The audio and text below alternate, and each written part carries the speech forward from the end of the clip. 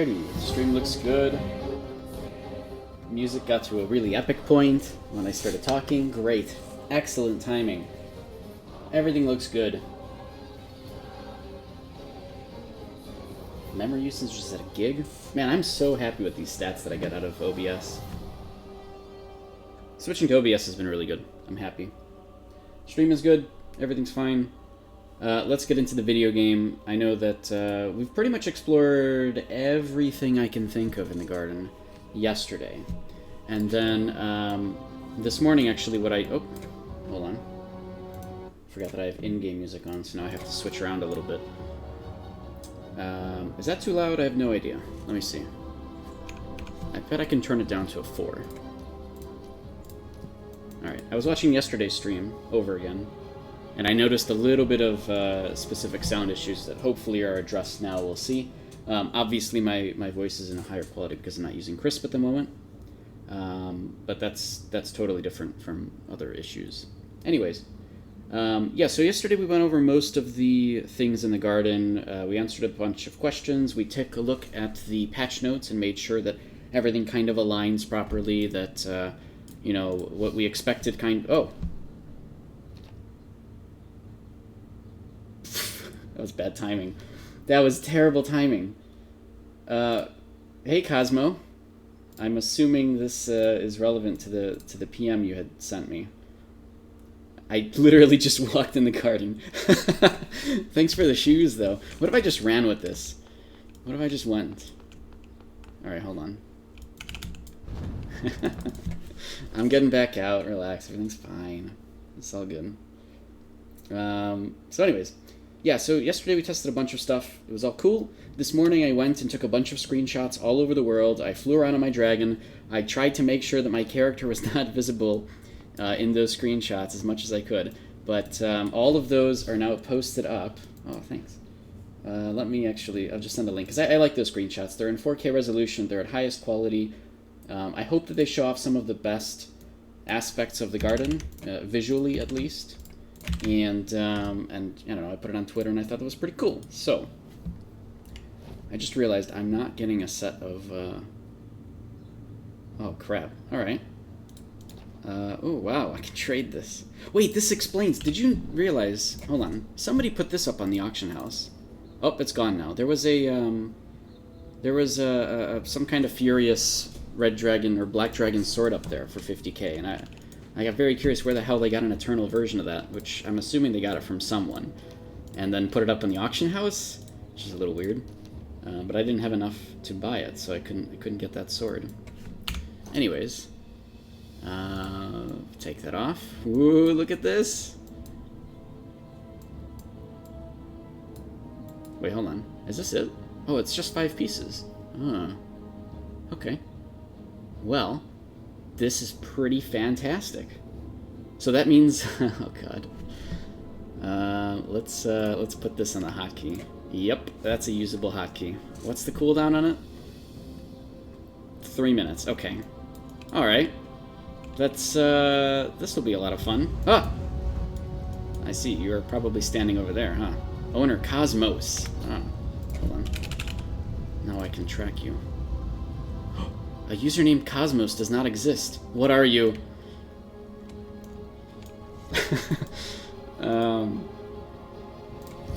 Yep, you can just use it. Alright, you don't have any cooldown on yours. Nice, look at that! Alright, so this is very similar to the old Anthelon set, where it actually just pulls nearby targets to you. Of course, giving me this set, I'm very sure you just want me to accidentally pull way too many mobs to kill me. So if anything, you just gave me the suicide set. So thank you. I appreciate that. I'll absolutely end up dead. I'm sure that was exactly your intentions. We'll do that for sure. The only thing that I really need, because I can socket the stuff, it's not a problem. The only thing that I really need is a weapon. I've noticed that a lot of the problems that I have, at least, is not necessarily staying alive, because I can also like use pets and stuff, and they can kind of take the taunt or whatever. But I need to do DPS. So if you'd be so kind. Oh wow, this is a really good set. Oh, brilliant. Oh no, why did you do that? You know, I complained about the long spear yesterday. Again, everything you're giving me is just meant to make me suffer. Okay. Yeah, this is fine. I need a weapon. It gives me the most horrible thing for a melee DPS using Swiftblade. By the way, I'm using Swiftblade, so I mean, okay, there we go. Ah. You're having way too much fun with this.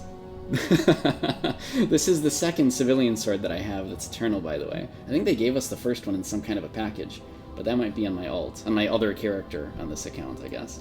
It's not really an alt. Great. Awesome. Thanks for, Wait, does it have the glow on it? Hey, Narcissos. Oh god, I hope I said your name right instantly. That would make me happy.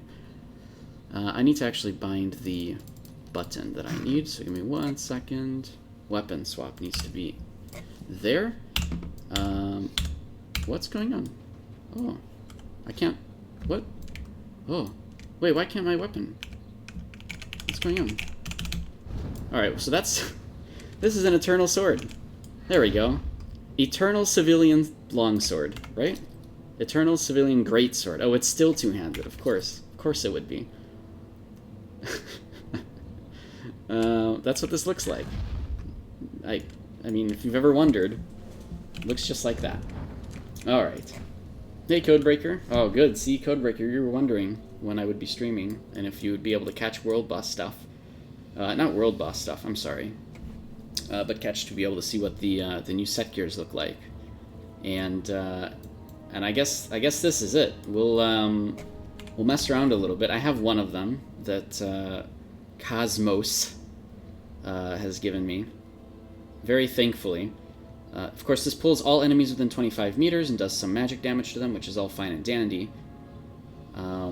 This is obviously meant for me to just kill myself at the in the garden by accident, right? By pulling too many mobs. So, anyways, fine. I have a long spear. We'll just use it. Whatever. It's not a big deal. This is a World Boss, the Tier 3 World Boss set, right?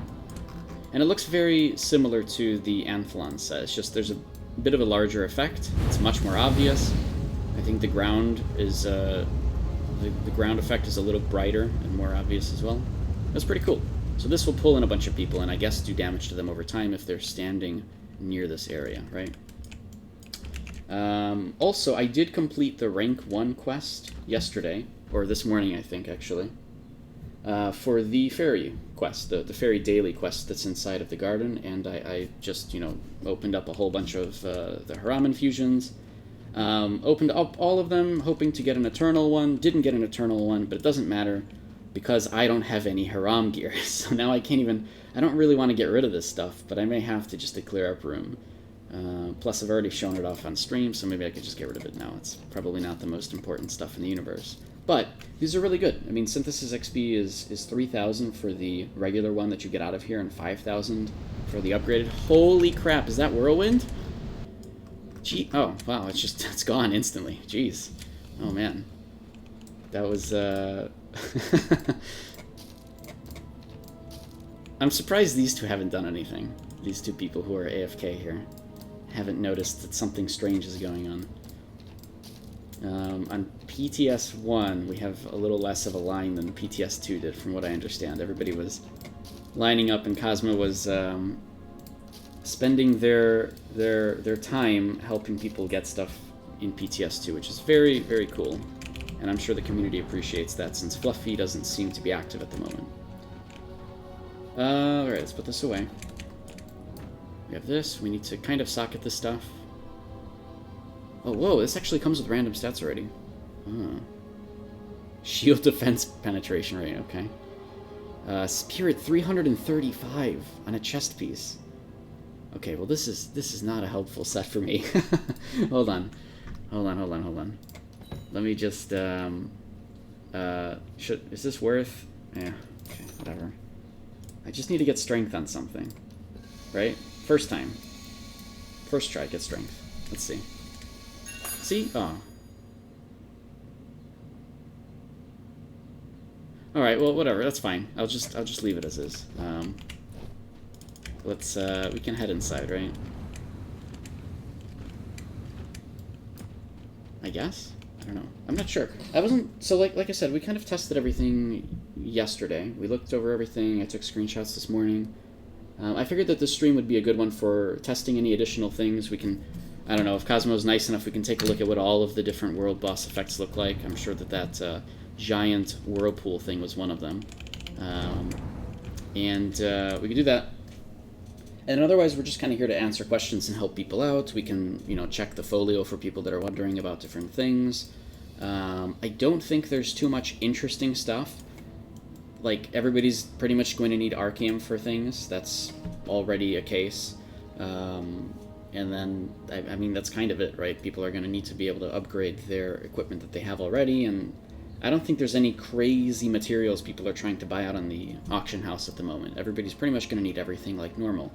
This is, of course, different from years ago when we had like 400 materials for different things. Nowadays, the amount of materials that we have for upgrading gear is kind of minimized to just, kind of the same few. And, oh, hey, there you are. Hey, whoa! That's the coolest one! Also, it showed your character. I'm not sure if you intended that or not. But, that was badass. That even has a little effect on the weapon itself as it moves. Oh my god, they really put in work on that one. That one specifically. It wouldn't show... Oh, I see. Okay, I get it. Yeah, the effect wouldn't show if you didn't pop up. Okay. Cool. All right, let me put this back on. Hold on. This one, and then I want to not show wardrobe. Actually, this doesn't give me any stats, does it? No, everything's expired and it's very low level. All right, cool. Now I'm getting asked about how I got that gear. So you're gonna have another line in a second here, Cosmo. Sorry about that. Hey, Chapels. I'm more curious about how these guys got their gear. How these guys got all of their ridiculous... they can wait 3 hours while I eat. That's fair. So I'm actually more curious about how these guys got, like... Look at this. Plus 30 Radiant Aranor shirt. Plus 30 everything. It's crazy. Oh no, don't kill people. Get out of here. Back into the safe zone. I'm not paying attention. So PTS 2, I see that people have the... Oh, I see you've given this out to more than one person. Okay. So people here have the Radiant set, which is really cool. But I'm wondering if that Radiant set has a much brighter glow of the wings than even the... Wait, no, Radiant is not top. Brilliant is top. Who here has Brilliant? Ooh, that's the Tier 5 Haram. This person has a Brilliant set. Here we go. So I'm wondering if the wings on Brilliant set, the 7 out of 7 set, look way brighter than even the Radiant set. I kind of want to see what that looks like. I'm just curious. And I see people have it already in PTS 2. Oh man, this is it. This is the one that I wanted.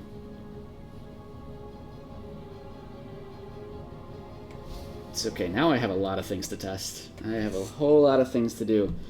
When I get off stream, or maybe I could do this on stream, I'll go and start testing this equipment on training dummies, and I want to test some stuff with height difference, and oh man, this is going to be good. This will be a lot of fun. Wait, where's my... Okay, we're good. Alright, we'll just test it here then. So let me put all this stuff on.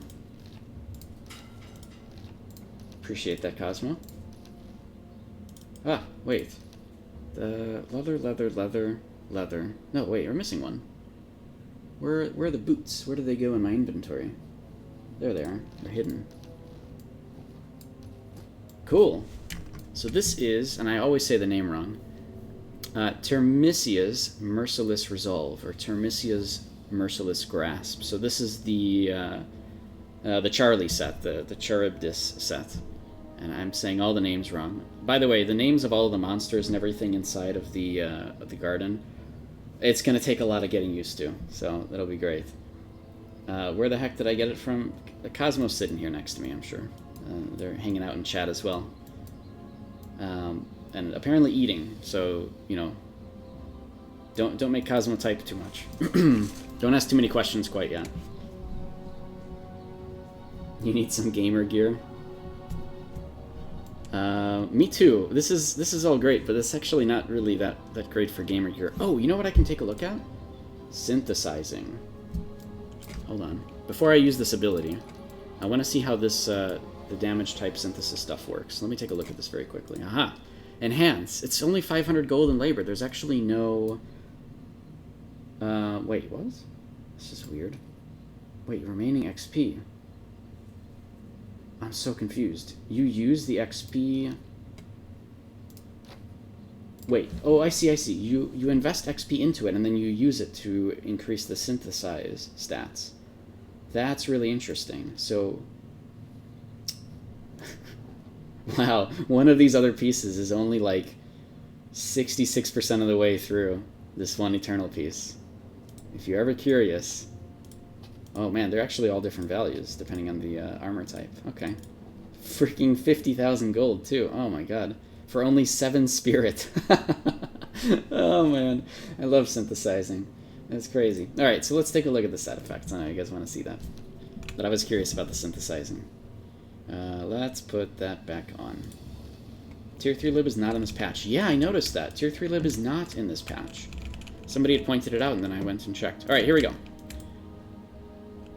I need to put this on my bar. And this is the Cherubdis effect that is...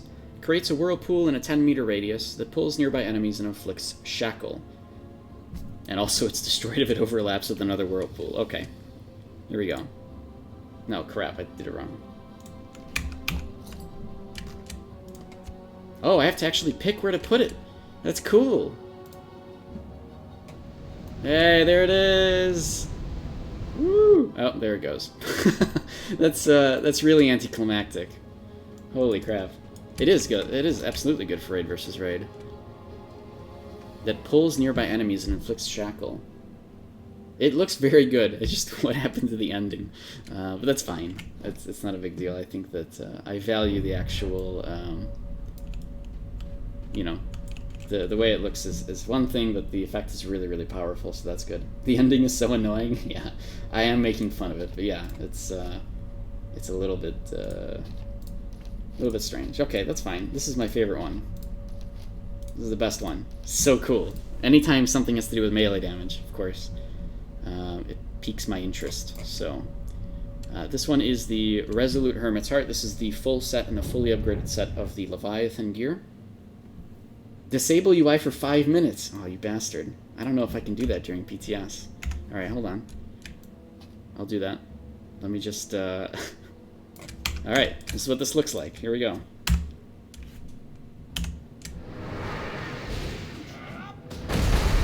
Dude, it even makes the noise of Curios. That's cool. I can't see what any of these people are saying. Oh man, yeah, 5 minutes. Yep, that's the thing. Wait, did somebody just want to duel me? What happened there?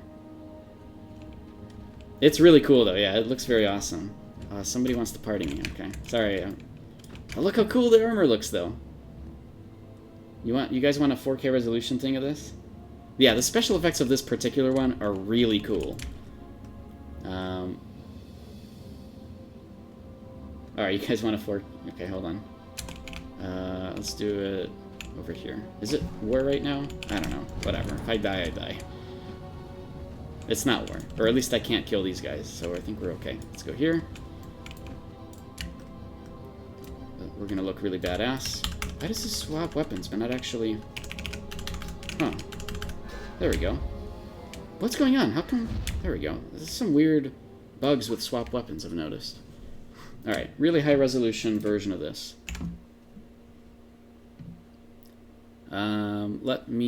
I'll take a picture of the whole screen. You guys can do whatever you want with it if you need to crop certain parts.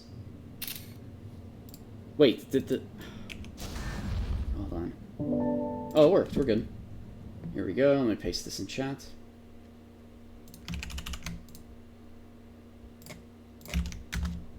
Alright, now you can examine it really, really closely. Oh, what's that? Wait, I took damage.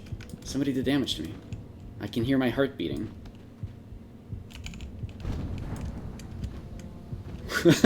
Damn it, why did you disable UI for 5 minutes? I have to I have to follow through with it too. I put that there. I can't just show my UI. That'd be crazy. Alright, do we go in the garden then? I don't really have the stats to be able to do very much. This is PTS 1, Milton. Someone had to troll you eventually. It's true, yeah. That's absolutely true. We got 3 more minutes on that, though. Just don't do it again. Alright, we gotta show stuff off. Anyways, what else do you guys want to see? What other things do you want me to test? I am very tempted to go up to specific mobs and just see how much damage these kind of sets do. And how they work, and what they look like, and the effects of them. We're still going to do that. Yes, we'll end up dying to mobs, but I think that's perfectly fine. Also, yesterday we noticed that I lost XP after I died once in the garden. And it was very strange. We didn't understand it. I have not since lost any XP for any deaths, whether it was to the same mobs or to, you know, world bosses we noticed. You know, I wasn't dying to those either. So I'm not sure what happened there. It does seem like the first time you die to a mob, or the first time you die if it is to a mob, you lose XP after this patch. I don't know exactly why I lost XP, but it was a big question that came up in PMs after the stream. Like Relin was asking about it, and it doesn't seem to be a reproducible thing. So hopefully, if people do run into that bug on live, they don't like start screaming and yelling. Hopefully they just, you know, use the labor to get their XP back and it never happens again. If it is something that happens very commonly, we may need to put something out there to the community to say, hey, there might be a bug where you lose XP once, it'll happen the first time maybe, etc., etc. I don't know. I don't really know the details of what was going on there. This is a really cool looking set though. Look at that.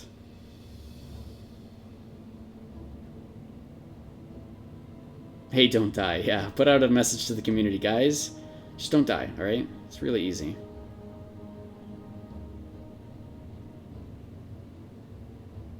Alright, cool.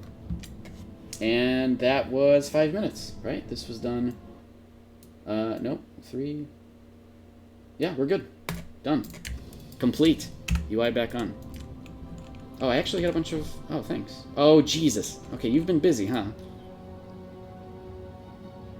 Okay, hold on. I don't have any more room in my inventory. Let me throw out some flowers.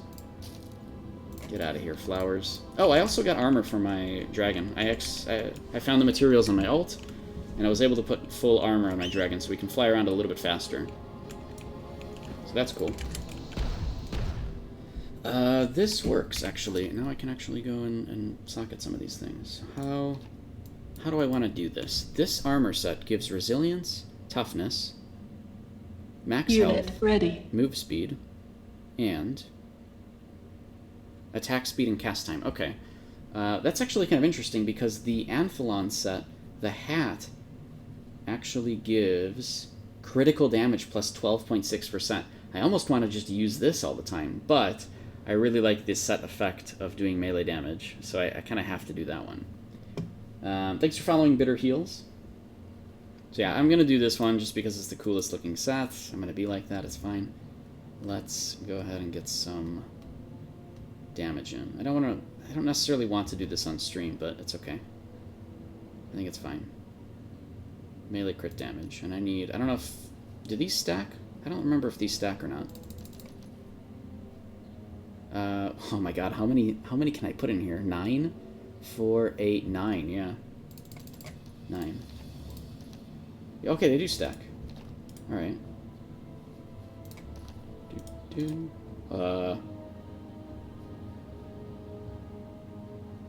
Oh crap, I forgot. This isn't a one-handed weapon. Damn it. I'm so used to one-handed weapons. Alright, hold on. I still have more. Totally forgot. Well, actually, it doesn't matter. I can just hold on to these, right? Because it would be this one that I need, the copper glow. Man, my whole experience with one-handed weapons is just not... Like, I don't do anything with two-handed weapons, is what I was trying to say. Alright, here we go. Let's do this correctly now. Brawn, melee crit damage, and we need 9. Oh. Okay. Thank you.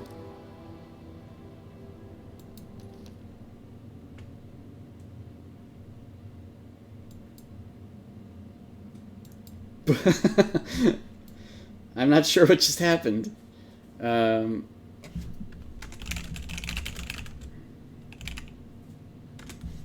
Okay.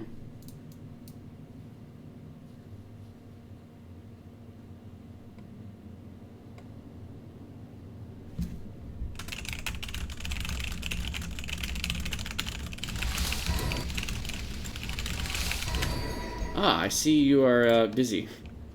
Oh, wait, no. What? Wait. What? Oh. Huh? But Fluffy's not up. Okay, I'm just going to assume that's Cosmo. Okay. Anyways. Okay, I see what's going on here. Anyways, let me actually socket stuff. I gotta follow through with these things. Everybody relax. I don't even know if I have enough gold for all of this. Oh, nice. Success. Success, yes. Remember back in the old days? I sure do. And I sure want to forget. How expensive does this get? Oh. Hold on. There's a process to this. There's a labor process. Don't remind you of PTSD of honor gems? Yeah, it's a thing. 2,189. I actually don't think I have enough gold. Oh no, I have enough gold. Just for this though. Don't you dare ask me to gem anything else, because that's just not happening. We don't have enough. Should I not be doing this? Should I be? Nah, whatever. This is probably the most important one.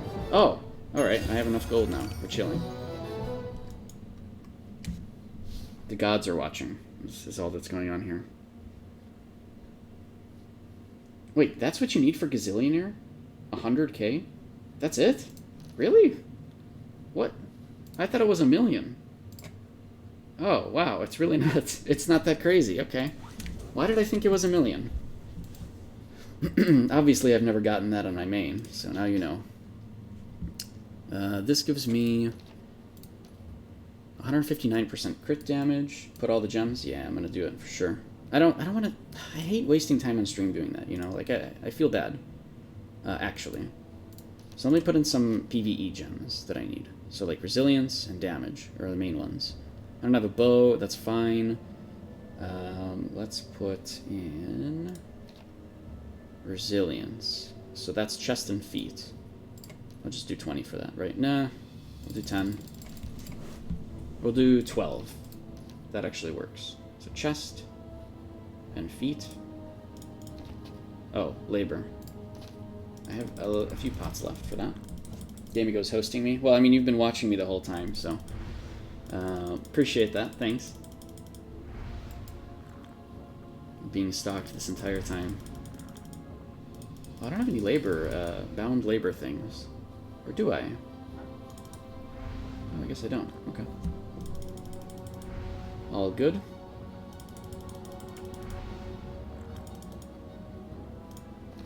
Let's socket this.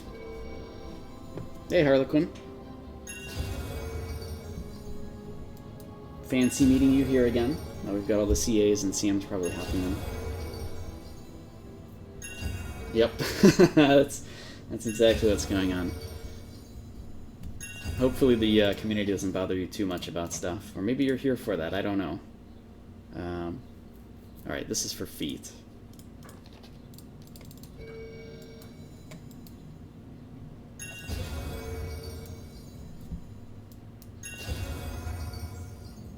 Wait, what? Oh my god, the labor thing. Right. Right. We don't have infinite labor, but I do have a lot of bound serendipity stones. That will actually be good. I just, oh god, I feel bad. I feel bad having to be on stream doing all of this. I don't want to do that. So, oh, oops. Loot drop rate. It's one of the old potions I accidentally popped. Who do I harass to be spoon-fed some gear? Hop over here, probably. And then eventually, Cosmo's busy spoon-feeding himself right now. So once they're done eating, maybe they can help out with things. Alright. Reach 10,000 points. This is the Anthelon set. What this is right here. Looks like a Cosmo did that. Yep. Probably. Yep. Alright, so let's see. So that's a bunch of resilience, which is good. Let me get some stats that I need. Hope you guys don't mind me doing this. Because I, like... Oh God, I feel bad doing this. Sorry. Strength? Stamina. Maybe I should do stamina build. How much health do I have now? 28,000. Okay. No, strength. Yeah, okay, there we go. Strength. And then... what else can I... I've always wondered what you can get on World Boss gear. So max health and resilience. You can actually get those two, same as Haram. That's awesome. Cool. This short spear, actually, I don't know the answer to that. I didn't really look at what the spear was. It's a brilliant Aranor long spear. This is tier 3. Tier 3 long spear, and it really wants to give me shield defense penetration stats. You want to come spawn renewal on me? Okay. That's fine. Cosmo, I think, was on PTS 2 earlier, so we may have missed out on that one. Helping people out. Do you have infusion... do you have to infusion everything or just Fluffy? No, wait, what do you mean by that? You have to infusion everything. Right now Fluffy is down, so thankfully we've got Cosmo and maybe some other CMs just hanging out with the community and helping out a little bit. At least until the Fluffy commands and everything are back up. Alright, there we go, max health. Alright, I'm not going to worry too much about the little stuff. I mostly just want strength and everything, so that's what I'm going to focus on right now. If I can get strength on things, I'll be happy.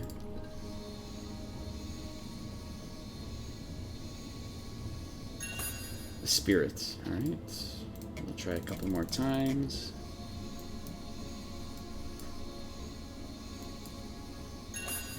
Okay. And also I need the right stats on my weapon. Actually, the weapon is the most important one. So that's what I'm going to do. I'm going to do that, and then I'm going to run back into the garden. Because I don't want to spend too much time on this. I do actually feel bad. Okay, strength. I'm going to replace agility with something, but mostly I care about these other two. Oh, look, these are actually... I remember that these were always, like, color-coded in a way, but because I've never had an Aranor weapon, I never saw this third bundle set. So that's cool. It's pink. And out of here, I just need crit stuff. I already have melee crit rate, which is good. You want to come TP your level 1 gamer character? Sure. I would be more than happy to.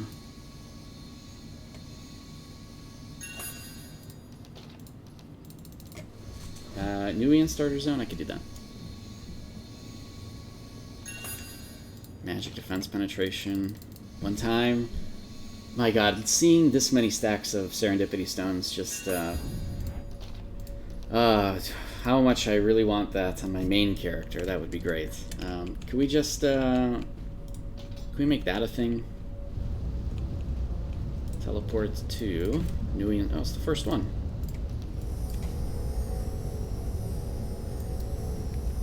Alright, so now I have a lot of crit damage. I don't have a bow, so I don't have as much crit damage as I could get, but that's okay. Actually, wait, I could still socket my bow, though. Even though it's, I might do that. And I have the gems for it already, so why not? I don't have the labor for it, though. That I still have to do. Hey, where are you? It's Yux! Hey, you are actually... Oh, you got to level 2! Congrats! That's pretty good. Alright, let's go. Let me take... Oh, wait, before... Okay, don't level him up. Cosmo, don't level Yux up. I want to see if you can get into the garden at level 2. I'm just curious, alright? Nobody's ever going to do this. Alright, go for it. Get in there. Oh, why'd you give us that spoiler? Okay, that's fine. So what, is it like Ancestral level 1 required? I want to see what the error message is. Get in there, Yux. Get in there. Push that door. Do it. Alright, what does it say? Oh, actually, maybe it says here. No, it doesn't. It just says move to gatekeeper. Your level is too low. Alright, well, let me teleport you back, because you gotta start doing the story quests, buddy. I need more labor. Oh, maybe I have more labor here. Hold on. No? No labor? Hmm. I don't have labor. Labor, that would be nice, wouldn't it? Let me just think really hard. And, oh, that's it. Level 55 is all you need. You're in. Okay, you don't even need Ancestral level 1. What is that gear? It's the top world boss gear. It's very cool. It looks... Wait, where did it go? Oh, there we go. It looks like this.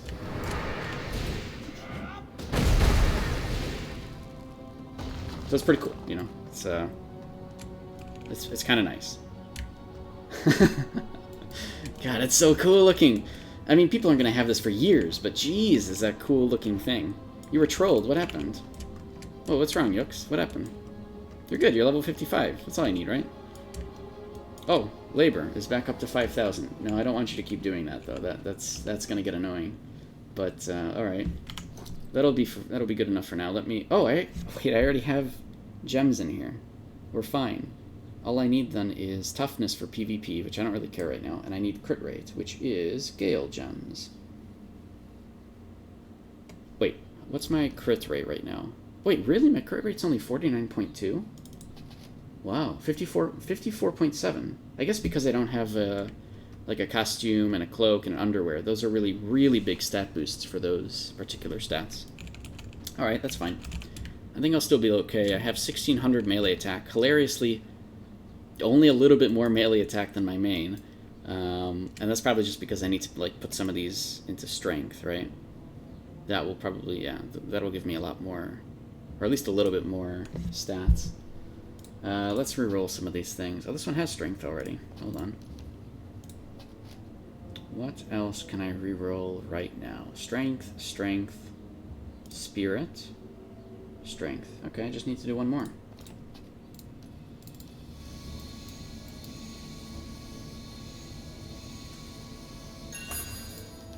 Okay, cool. Try to get more resilience, because resilience is at least helpful in PvE. How much of that do I have right now? 9,100. Actually, that's not too bad. And now I have a little bit more. Cool. The important things are that this gear also gives additional stats, like toughness and resilience and such. So, while I do like the Anthelon set a lot more, since it gives you actually crit damage, as well as movement speed and everything else, it's nice. I think I'll be okay with this gear. It shouldn't be too bad. Defense values are... Whoa, I forgot. Wait a minute. This is plate. This isn't leather. Ah. Forgot about that. Dang. Okay, well, I mean, if I can go and find... Oh, this is defense penetration too. Dang. Okay, whatever. This is the coolest one. It does melee damage. And how much damage does it do? Oh, it actually seems like a fixed amount of damage.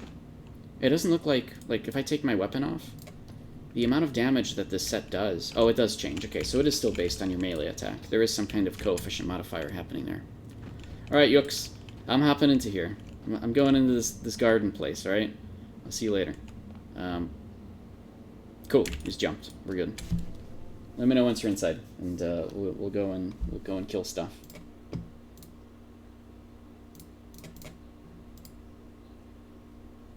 Alright, let's try out some of these effects on mobs and see how this goes. What am I getting pinged for? Nothing. Whoa, what happened? It took away my show wardrobe items when I entered. That's weird. Why did that happen? Did it not save settings or something? Everything looks a little different. What happened? That was strange. Okay, well, it's on video, so I guess we found a weird bug? But I don't know whether or not it's just because it didn't save settings or something. A little bit strange. Let me bind this button. Oh, I did already. Shift 6. Okay. And now I need to find mobs that do physical damage. And, they do physical damage, and also I can do more damage to them if they take more damage from slashing. So I think slashing was, if I remember correctly, I think it was here. Shimmering Glade. So let's go take a look there.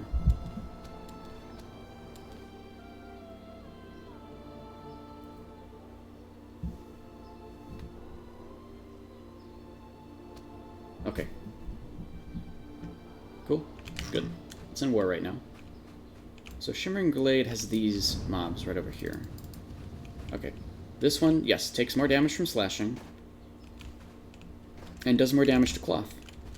Okay, but some additional damage to plate, which is fine. These are probably physical damage, so I think I should be perfectly fine killing them. And mostly I just want to try out these abilities on them, right? So Shift 6. Alright. Keeping in mind these are really, really powerful mobs. I mean, it was an okay amount of damage, right? But oh my god, is the long spear slow. It takes forever to do anything. Especially, like, I have Swift Blade, but I can't really make use of it.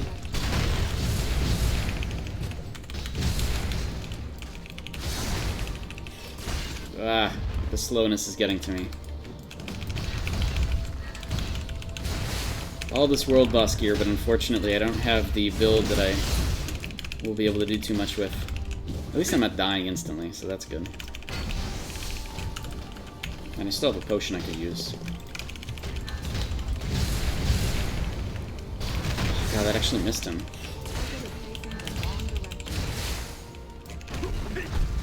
And we're gonna do that for accuracy. Get behind him. Oh wow, did he just evade a bunch of my hits?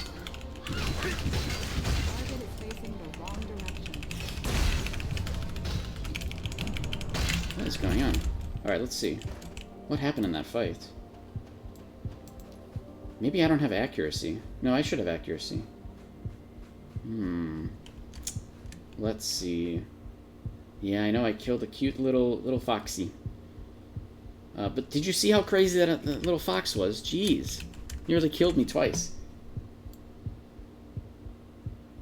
It did feel like a lot of my abilities weren't getting through, but maybe it's just because of the slowness and attack speed reduction. Like, oh my god, how do people play with two-handed weapons? I can't do it as a melee. I don't play like that. It's a crime. It makes me feel bad. I can't do it. I may as well just use the Aranor weapon that I have. Those foxes have some kind of invulnerable dash. I thought that I would see that then here. Right? Because I don't see anything here that says, like, he missed me at one point, so my evasion... Oh, no, his... Wait, what? He missed me? Glacial Fox attacked me using Scratch. Attack missed. If an attack was evaded, it would say evaded. This was not evaded. That mob doesn't have 100% accuracy. Oh, unless I used Crow Attack on it, which I did. Haha! Okay, so you could still lower mobs' accuracy. That must have been what it was. But otherwise, I don't see anything in here necessarily that says invulnerable, right? It's possible that, like, by the time my ability hit, he was already not in that location. But, okay, whatever, that's good to know. More importantly, we were able to test the actual armor set on it, right? The full world boss Leviathan armor. So let me switch over to a different one now and see how that looks. Let me switch over to... Gosh, it's hard to see which one is which. Let's do the ranged one first. The leather one. The Charybdis armor. Okay, so that is the full armor set. I got the buff for it. For Eternal. Right? Leather, leather, leather, leather, and leather. Okay. And so this is a targeted ability, which is actually, you have to do it from quite a close range. This looks to be like a, what, like a 5-meter range? Let's see. 10-meter range? 15-meter range? 20-meter range? This is 20 meters. This is how bad... My gosh, I played this game for years, and I still cannot exactly get the grasp of distances. But yes, so at 20-meter range, you can use this ability. Can use set skill and try to... Yeah, so that's exactly what I'm gonna do. I'm gonna try to catch some mobs here. See what this does. So I'm gonna put this here a little bit to the right, and it should pull it to the center. Okay. Oh, there we go. So it's not really a shackle. Oh wait, it's a shackle, not a slow. Ah, or not a snare is what I was thinking. All right, hold on. Let me read it again. So this, okay, that's actually really cool. So this set, specifically what it does is it pulls everything to the center and shackles those people. And we noticed also that the shackle existed just while the whirlwind was up. There was no actual like timer on the shackle. It was just there, which is really cool. So the shackle just means that you can't use any melee or ranged abilities, right? Gin Dragon, you actually like the color of that skin? Oh, the fox skin, and would like it as a battle pet. No, I don't have any control. It'd be cool if we can actually capture a lot of the different animals and stuff in the game. I think they have that in Korea. Not sure why necessarily we don't have it, but at least they have more stuff to be able to capture there. Alright, let me switch over to the third set, which is the Anthelon set. And we kind of know what this one does. We'll just see it and see the debuffs and such. So there's the 5-piece set. Cloth, yeah, that's all good. Put that here. And let's drag the mob over to me. Okay, so it's a 25-meter range, so I'm actually just going to sit at 24 meters just to ensure that that's the case. And yes, it works exactly like that. There is an Anthelon's Necromantic Flame immunity, and then of course it's just going to kill me. There we go, we're good. And it also had one other thing on it. There was another debuff there that I couldn't quite notice. I think that was just damage over time. Let me look at the combat log really quick here. Yes, so...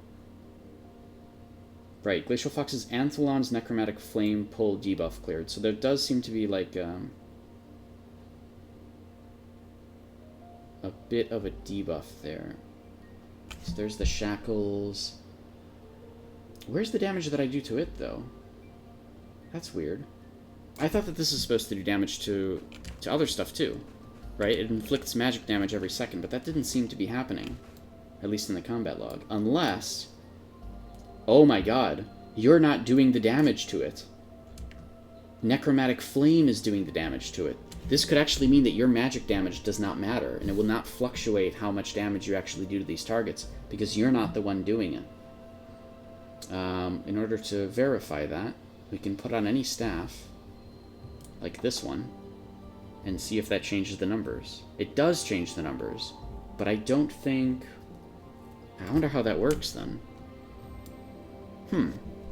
Everything is very different when you have something else technically doing damage to something. And let me also increase the font here for you guys. So yeah, it didn't appear in my combat log, it appeared in the world combat log, right? And the Necromantic Flame... let's see, yeah, there's the immunity. Yeah, and there's the debuff, right? This pull. I want to see one more thing. Shackle Debuff, right, okay. So that's cool. We'll try this in a minute, I guess. In the meantime, let me try the Shackle again, because I just want to take a look at that. Alright, let's run back over here. We'll put this on my toolbar.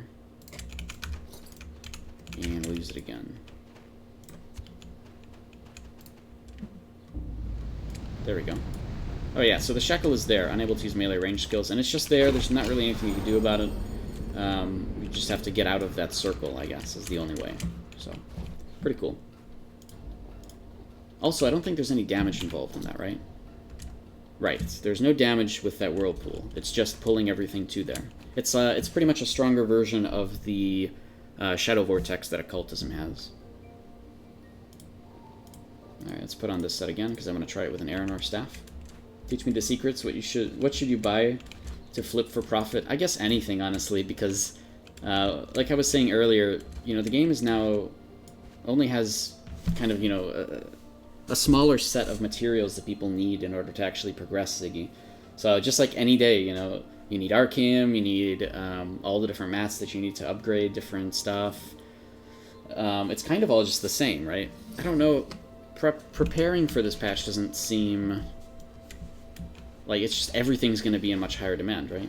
Oh, Red Dragon Keep has a new icon, it looks like. Right? That's a new icon. Alright, so I'm going to pull this guy again. I'm going to not accidentally pull something else. And I want to see if this does more damage to him now, because I have an Aranor staff on. So he's inside the flame. He is taking damage per second because of Necromantic Flame there. and the damage that he took... Nope, it's the same damage. Wait, yeah, 511 per tick. And earlier when I did this, it was 306 per tick, 196 per tick. Maybe I am doing more damage. This is interesting. A crit was 832. A crit here was 306, so I am actually doing more damage. So this Necromantic Flame is based on magic attack. Now, it's not a lot of damage, right? This isn't the point. The point isn't to show off that it's not doing a lot of damage in general. The point is to show that even though this particular ability is doing damage from a source that is not your character, that source, the debuff that is, I guess, applied to the target, is still...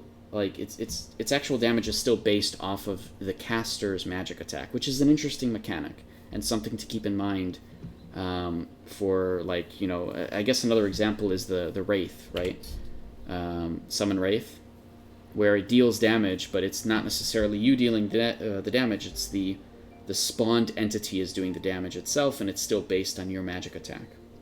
So they're just reusing that mechanic, it looks like, for this Necromantic Flame, kind of the same way that works for Summon Wraith. Alright, let me put on the actual set that I'm going to use to farm stuff, and we'll kill some stuff. Otherwise, if you guys want to see anything tested, check something out, please feel free to bring up your questions, and we could take a look at those. I'll show off this again, right now, the Leviathan full set, because I know you're all curious about that, and it looks really cool, so here we go. Everybody ready? Okay, good. Wait! Okay, I wanted to do something. First of all, the fact that it does the Curio sound is interesting. It's pretty cool. But secondly, I want to see if you can cancel it. Because if you can cancel it and then spam that, like, the way that looks, I'm gonna mess around with it in a little bit, alright? Give me 3 minutes. But yeah, it's a pretty huge skill. It's very cool. Instantly launches enemies forward. So I guess it also pushes targets, right? And inflicts a bunch of melee damage. Now, actually, I'm not using my ridiculous longsword that is extremely slow. So let me do that. And then also, because I just have to, because I don't have any choice, let me switch my build out of Swiftblade, since I'm using a long spear. Can I not do that here? Is there no... Wait, who's this? Oh, it's neat. Is there no... I have to go back to the Gatekeeper Hall? Alright, whatever. Yeah, I don't know. It might be able to hit the entire raid, but number one, it's not siege damage, right? It's still melee damage. So it's still going to be reduced by everything. And even with all the gear that I have, it's only doing like 10,000 damage. Wait, this one. It's only doing like 10,000 damage. Which can, I guess, crit. However, if it hits more than 8 targets, it's still probably reduced by 50% across all the targets, right? So, for those that don't know, if you hit... If you have an ability that is able to hit more than 8 targets, and it is hitting more than 8 targets, for example, Meteor, for example, Whirlwind Slash, if you hit more than 8 targets, you'll still do the damage to them. However, the damage across all of the targets is reduced by like 50%. It's reduced by a substantial amount. I don't know the exact percents. This is why if you've ever like jumped into an enemy raid and used Meteor on like a big group of clumped people, and turns out you only kill like 1 or 2 people instead of everybody, this is why. Is because the game is not allowing you to be able to do maximum damage to giant clumped amounts of targets. And it's also why in Raid versus Raid, you definitely always want to have a pet and a mount out, because if somebody does land an AoE on more than 9 targets, suddenly everybody's protected because you're all clumped up in a group, which is very important to note. What weapon do you have? Right now I'm using this brilliant Aranor Longspear, so the tier 3 Aranor Longspear that was very kindly given to me by Cosmo, who is eating and helping people out occasionally in I guess outside of the hall right now, outside of the garden. Will it go up with Songcrafting and Honor Nodachi?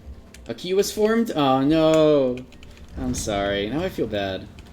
I hate having to make people do more than they need to, but I mean, I guess we kind of got into this when you know, we decided to stream some of these things, huh? So I'm not gonna think about it. I feel bad about these things, which I shouldn't, but I do. I'm overly sympathetic, I guess. All right, let me continue showing some stuff off. Also, If those people in the queue are bored, you can direct them over to the stream and they can at least, you know, have their questions answered and stuff. May as well, right? Yooks, you want to just shout that out? I don't expect, whoa, what is this? I don't expect Cosmo to be like, hey, go look at a stream, but I'm being hosted, I guess, so... Ah! Wait, that's an actual bridge you have to hop over. That's cool, hold on. I want to go back up there, that's pretty cool. Why is that even a thing? I don't know, but I love that it is. I wonder if the dragon can cross it without any problems. Alright, dragon. Ready? You're gonna walk over a bridge. Oh! Oh, that was perfect. Wow. Alright, here we go. We're good. See? Just get it. Oh. Whoop. Nope. Okay. Didn't work that way.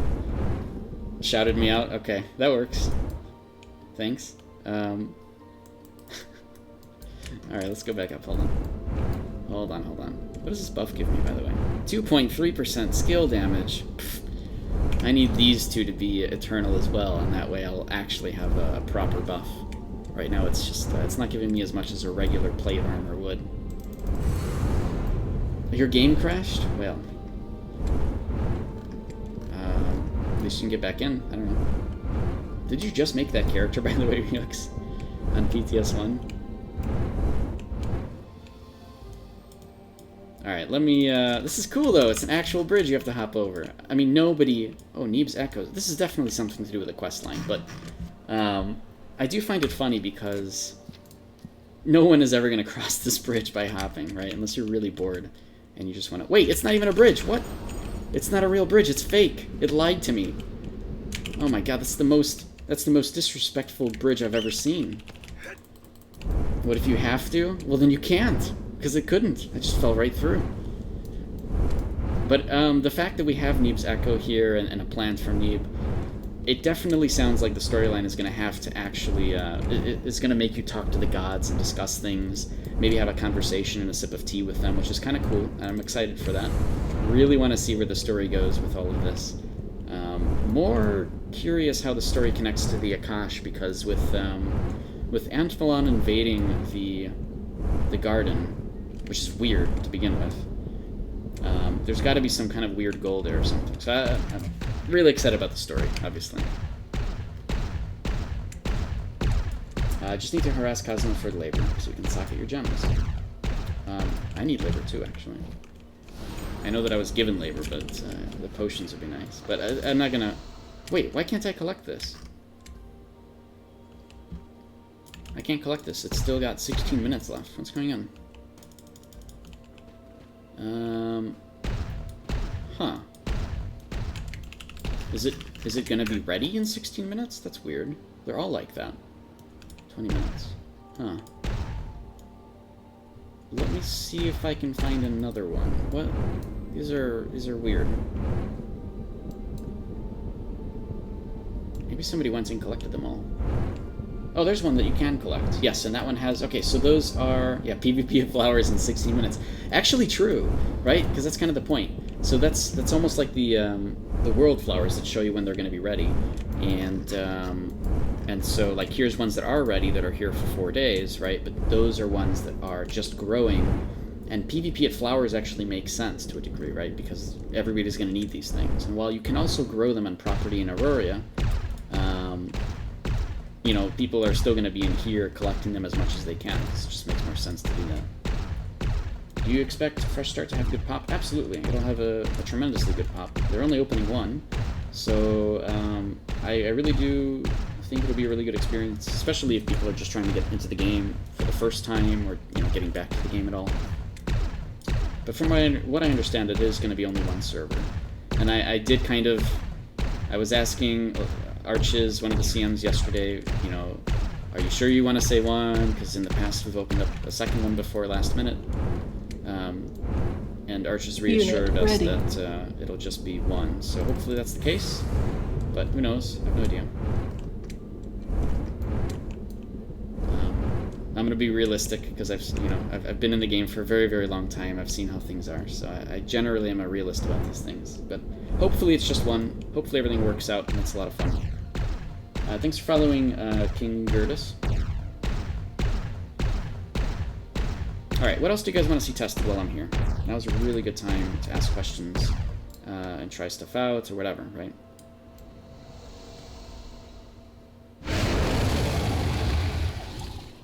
Alright, this person should absolutely get onto the mount. Or maybe they can't because we're not in the same party. No, they should be able to.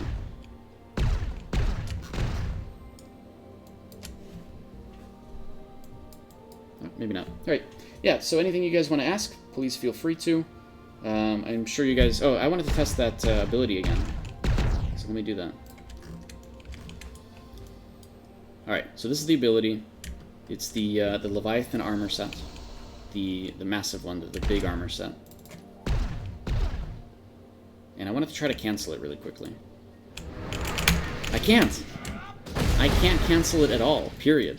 I can't press escape, I can't move, I can't jump. Wow. When you push this button, you are using this ability. That's it. And unless you get CC'd, there's nothing anybody can do about it. There's nothing you can do about it. It's actually really interesting.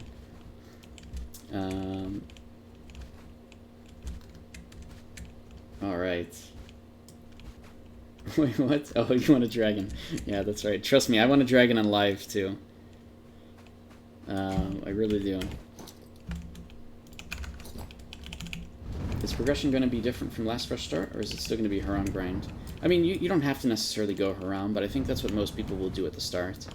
A lot of people may switch very quickly to library gear or crafted gear, possibly, but both of those are very, very... Well, no, specifically crafted gear is very long-term gear that you're going to progress over time, right?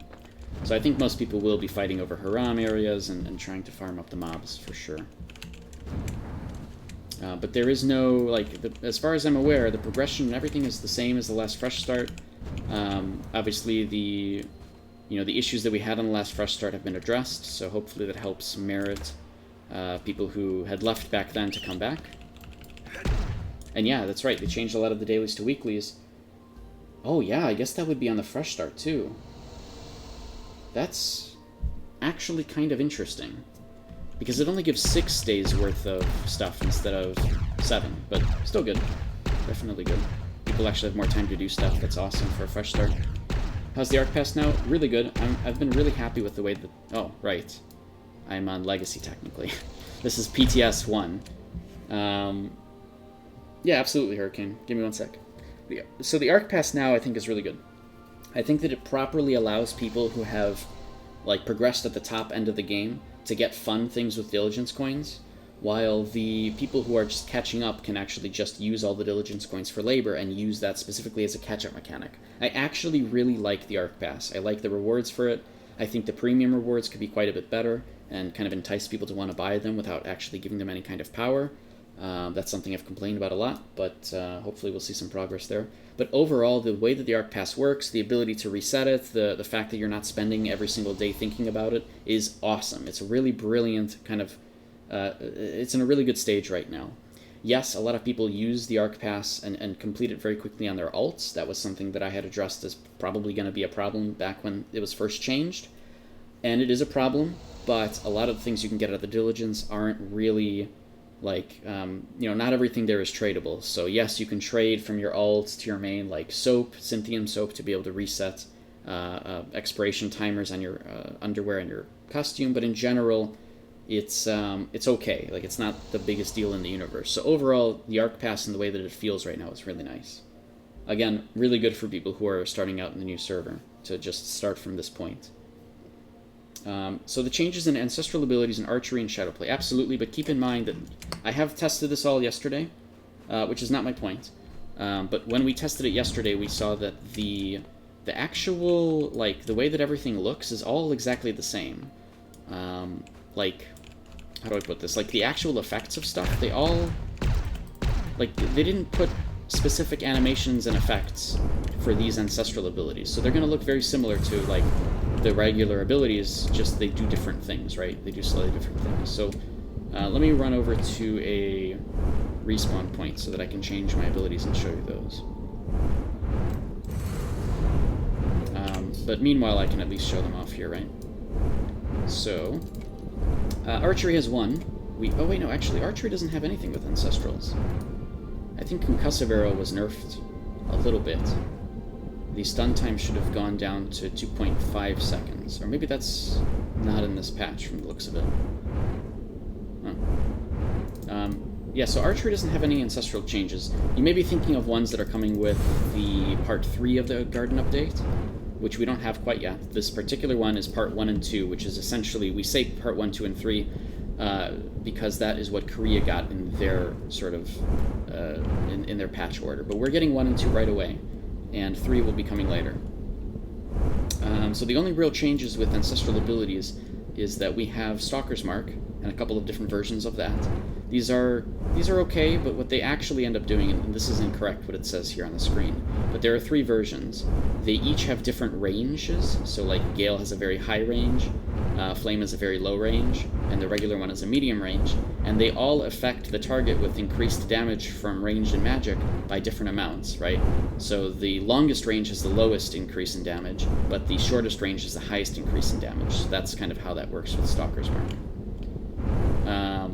Overall, I mean, everything looks exactly the same. It's just kind of how that works, and it gives you a choice between kind of how you want to play.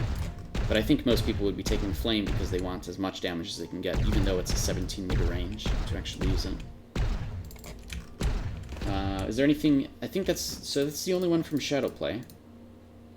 And there's nothing else in Archery. Is there anything else specific that you wanted to know about Hurricane? Sleazy, you're so glad to get 5k labor this time around. Day 1 is a pain last time. God, you know... Yeah, but realistically, not everybody's going to get that 5k labor, right? So there's going to be tons of people complaining, saying that, oh, these people were able to progress much faster than, you know, anybody else, right? People who played the game earlier would be able to progress faster at the start, which is going to be annoying, absolutely, and I don't like that that's the case. But, I mean, that's just kind of what it is, right? Those players can go and make characters right now on the regular servers so that they can get the labor at least, and then make a new character as the second slot on the new server that comes out, so at least there's that. But I think there needs to be enough warning for the community. I think the community needs to be, like, shouted at. Hey, if you want 5k to start, go make a character right now on on one slot, and then use your second slot for the new server when that comes out. Yeah, that's what you told your buddies to do? Awesome. And it really does need to be shouted at people, because...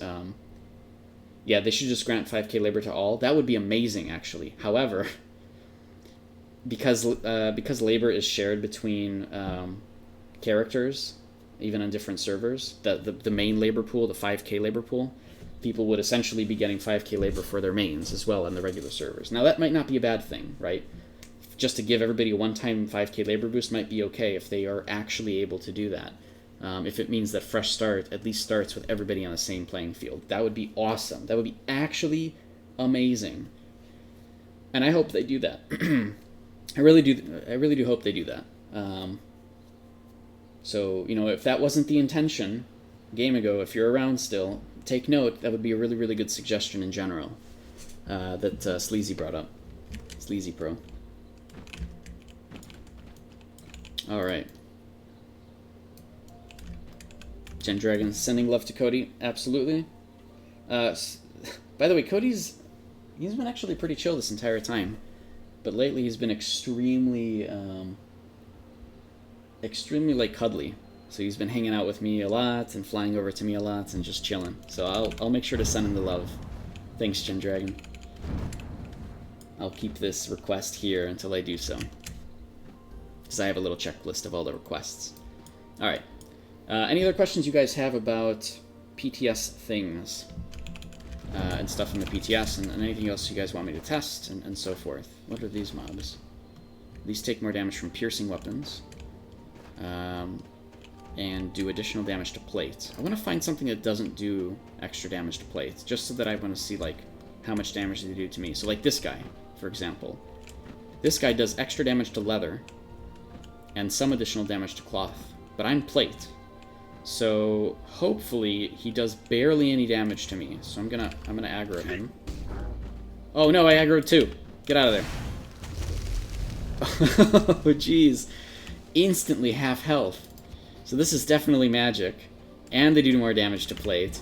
And I'm in plate. So yeah, I'm gonna stay away from that mob as much as I can. It looks like they're hanging out very close to the centaurs that I'm trying to kill. This could end very, very poorly. Let me find a centaur that's alone somewhere. So I want to see how much damage they do to me.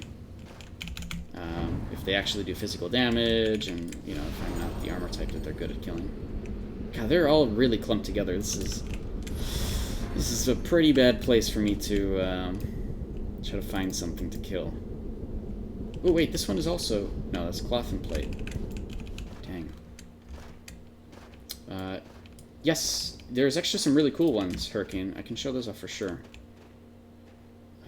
Let me just... I want to find this really quickly. I want to find a mob that is alone so I can see how much damage they do to me. I think I found one. God, they are all really close together. I think they're supposed to follow each other. And also, this is a 2-star mob, but... if they are supposed to follow each other, then this is going to be much harder to do.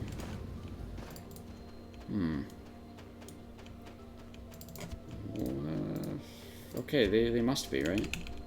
So anytime I aggro one, both of them are going to be aggroed. Alright, I'll have to find a different mob then in general. We'll probably go look right now. Yeah, we'll go to a different region. While I'm flying there, I can show at least the skills that you're talking about, because it's actually quite good. I'm really excited for the melee opportunities that people will have. Alright, let me try to fly again this way. I love those little foxes skipping around. This is really cool. Like, everything... Gosh, the amount of detail put into this stuff is amazing. Alright, let's try this area. Let's go over there. Alright, so Hurricane. Nuclear warhead approaching. Hey, Green Giraffe. Thanks for the raid. I guess you're finishing up your stream now, so hopefully you had a good stream. Hanging out with PTS, I'm sure. Raid. Yeah, that's right. Hey guys, welcome. Finished like 19 hours. What, a 19-hour stream? What is this? I can't do that. There's no way. My streams are like 2 to 3 hours. 3 to 4 hours, maybe. I can't handle it anymore. I have so many other things, too. But cool. I appreciate the raid.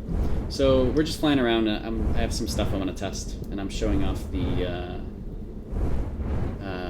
showing off, like, these armor sets right now from the world bosses, the absolute highest world boss armor sets that Cosmo was so kind enough to allow me to show off on stream. And I've been doing so. Those are all in the VOD. You can go check those out later. They're going to be on YouTube as well if you want to take a look at them again. But right now I'm wearing the plate armor from the Leviathan, and I want to just test some damage values against some mobs that are supposed to not do as much damage on plate. So that's kind of what I'm looking for right now. In the meantime, I'm answering questions. Hurricane had a good one for what are the new ancestrals for melee when it comes to like witchcraft and occultism. And there's some really good ones that I'm going to answer right now. First of all, we'll do witchcraft. So witchcraft has one different version now for Earthen Grip. It's actually an extremely powerful version. Much like anybody who's using current Earthen Grip AoE, even if you do magic damage normally, you're probably going to want to use melee because of the actual range of it. So this melee version of Earthen Grip, the range of its snare is 13 meters compared to the earlier AoE, which is 8 meters. And so this is really good. I mean, it's besides being melee damage, it'll hit more targets, it'll snare those targets. It's the same duration for the snare. Oh, am I gonna aggro something? Yeah, I actually might aggro something. Let me get out of here for now. So the snare radius is quite large, especially compared to the Quake one. And yeah, there's no other downsides other than the fact that it's melee. So it's a really, really good ability. Anybody who's just doing CC and not really trying to do damage may just use this one, right? Because the flame one is just really good. And then for occultism, there's a couple of them. Oh god, I love occultism. I'm so excited, man. Hellspear has 2 new versions. One of them is ranged. This is the actual ranged damage version, but it still attacks a single target. It's very similar to the Mist version of Hellspear. The other version is Quake, and it's just like the basic version. However, this is melee damage. This is a Hellspear that is melee damage. And it is a really, really... Oh my god, it's so good. I'm so happy about this. But again, all of these abilities have the exact same animation and effects for some reason. Instead of having unique effects that look purple or green, we see them having the exact same effects. And I'm not sure that's intended, but, you know, that's just what it is at the moment, at least. So that's 2 of the things, right, from Occultism. The third one, oh right, we already had this, never mind, the Absorb Life Force for melee. So we've had Absorb Life Force with melee damage. It doesn't do that much damage, but it's nice for the received healing. Where's the, oh, there is a third one, here, Crippling Mire. So Crippling Mire has 2 new versions as well. One with a longer range, that is ranged damage. This one just reduces the target speed by 10%, but it's still really good because it works with the Endless Arrows extra damage combo.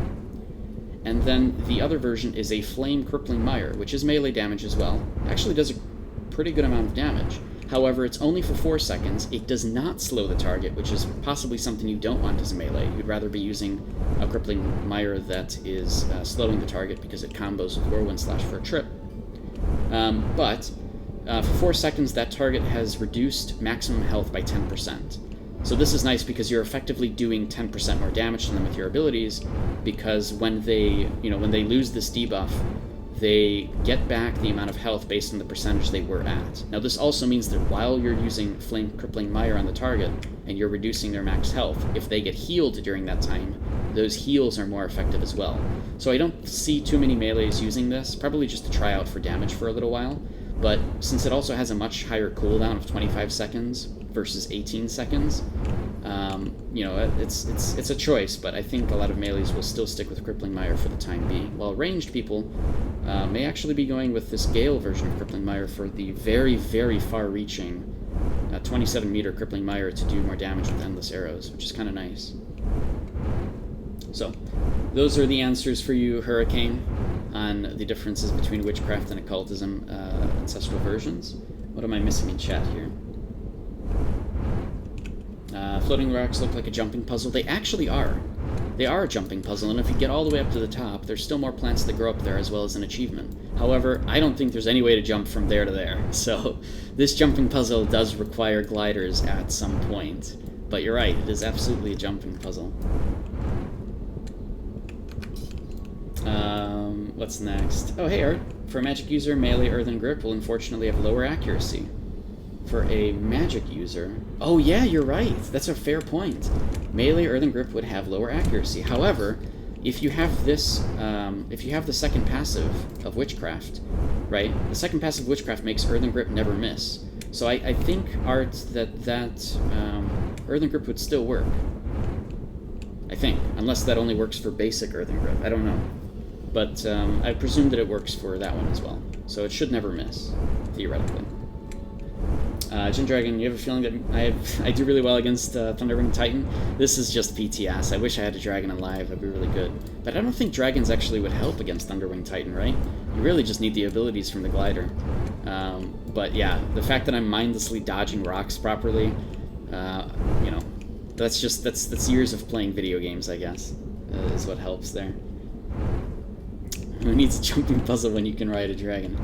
That's right, get wrecked, kiddo. It's true. Who needs the jump and glide, right? Just get a dragon.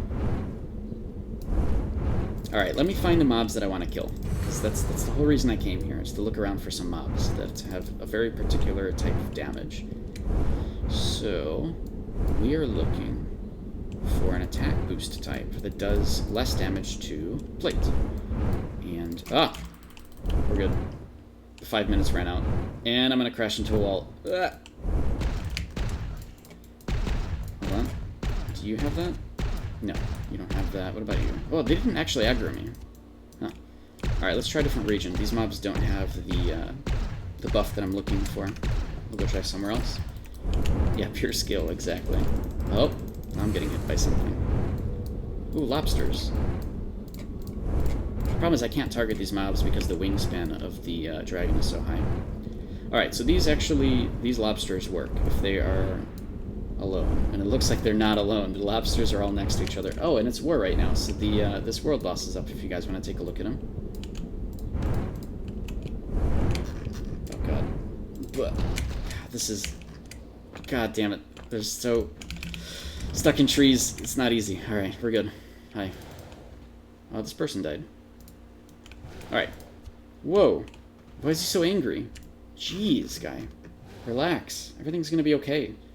So this is Casver, or Casper.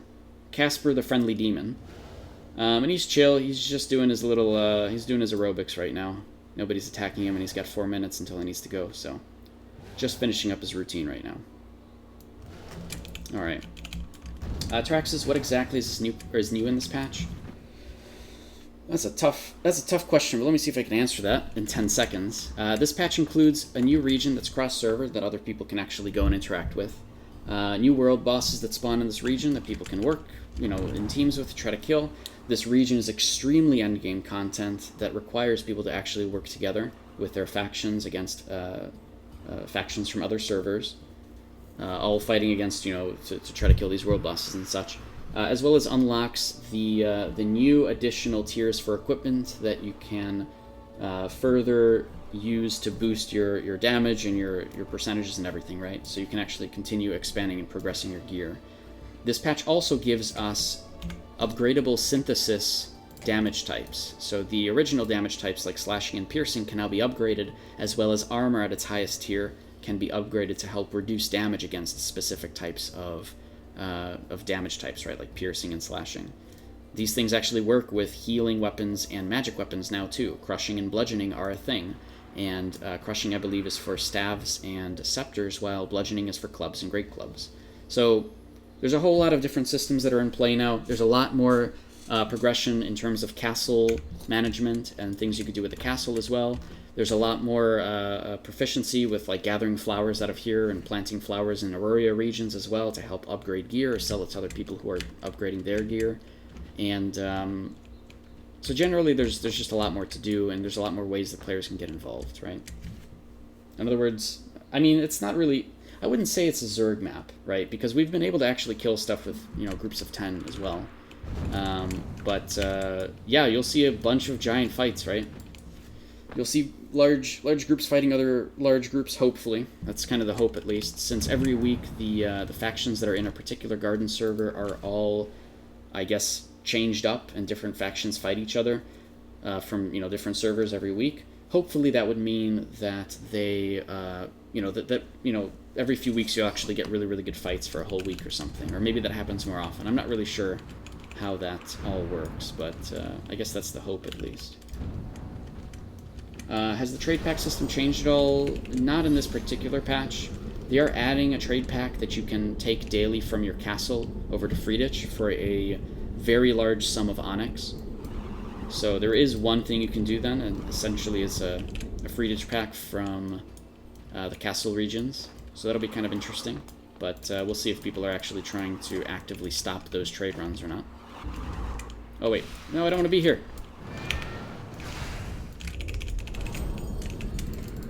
Okay, I'm in a really bad spot. Hold on, let me get out of here. I still need to find the mob, and I found the mob is those crayfish, right? These guys, the crayfish right here. But if they're very close to other mobs, then I won't be able to do much. Hold on. These guys have a huge radius for aggro. Okay, we're good. Alright, I want to see how much damage this crayfish does to me. So I'm in plate. This theoretically does physical damage, and it does not have an attack boost against my armor type. While I'm not going to be able to do as much damage to it either, it ignores additional damage from slashing. That's fine, because I just want to see how much damage this does to me. So here we go. Wait, it's not. What? It's magic? Get out of here. Are you serious? It's magic. Okay, I'm out of this. Get out of here. It's not... So I'm in plate. Obviously, if it's doing magic damage, even though it's not doing more damage to plate because of the attack boost, it still is, technically. So that's not a great test. We gotta find something that's actually physical damage. Yeah, it's a troll mob. That's actually true. That's as trolly as it gets. Hurricane, did they remove evasion from agility stats and parry from strength? Nope, that is something that occurred in Korea, but I think we're probably still like... I mean, who knows when we'll get that one, right? We still don't have part 3 of the garden, so it might still be a little bit of a wait for those changes, which I'm really excited for. removing evasion from agility stats and intelligence stats and all of that, the way, essentially all those changes will hopefully make it much more, much nicer for melees and archers to participate properly in raid versus raid without having to worry constantly about whether the server thinks that your target is facing you or not. Because a lot of the times you can be behind a target on your screen, but because on their screen that's not the case, or because the server just didn't detect it, you may be backstabbing somebody, but in reality you're not, and it turns out that they evaded it, and there's always little issues like that. So the reduction overall on parry and evasion will be really nice. I'm excited for that. So it's like killing the player. So it's like killing like player 2. I mean, yeah, a lot of players are definitely, mages sometimes. Wait, what do you mean by that? Just because of the way that these mobs did damage to me, or what do you mean? I'm still gonna find... This turtle might help. This turtle can't be magic damage, right? Let's see. Come here, turtle. Come on. Physical damage. Nice. Precision shelling. Let's see. Oh, that's actually... He burned me. I wonder if that's magic, then. It isn't. Alright, so he still does tons of damage to me. Okay, that particular one... Oh, never mind, yes, so precision shelling actually is magic damage. I was just looking at the absorbed values. So even this turtle is a troll mob, because while it does less damage to plate, it still does magic attacks. This is going to be really hard to test. Let's try these guys. Scarlet Incubus. You mean the mobs like... yeah, it's like facing a mage, exactly, right. Yep. But the thing is, these mobs have bonuses for attacking certain armor types. So this one, for example, says, deals a great amount of additional damage to leather armor, and deals some additional damage to cloth armor. So I'm plate, so generally it will not have an attack boost versus me, but if it's doing magic anyways, and I don't have a lot of magic defense, then yeah, it's still going to hit me for quite a bit, right? And that is what I'm trying to figure out and test right now. I want to find a mob that's physical damage only, and I should be able to tank it. And of course, this one is also magic damage. Of course it would be. I want to see how much damage it does, though. What is it doing? It's just... Ah, jeez! Okay, alright. I get it. Really hard to kill. Everything I find is magic damage. This is not helpful. Alright, hold on. Can we find anything? Can we find anything at all that actually, that I can tank for a little bit? Let's go find something else. Let's go down here. Yeah, no kidding. Garden is no joke.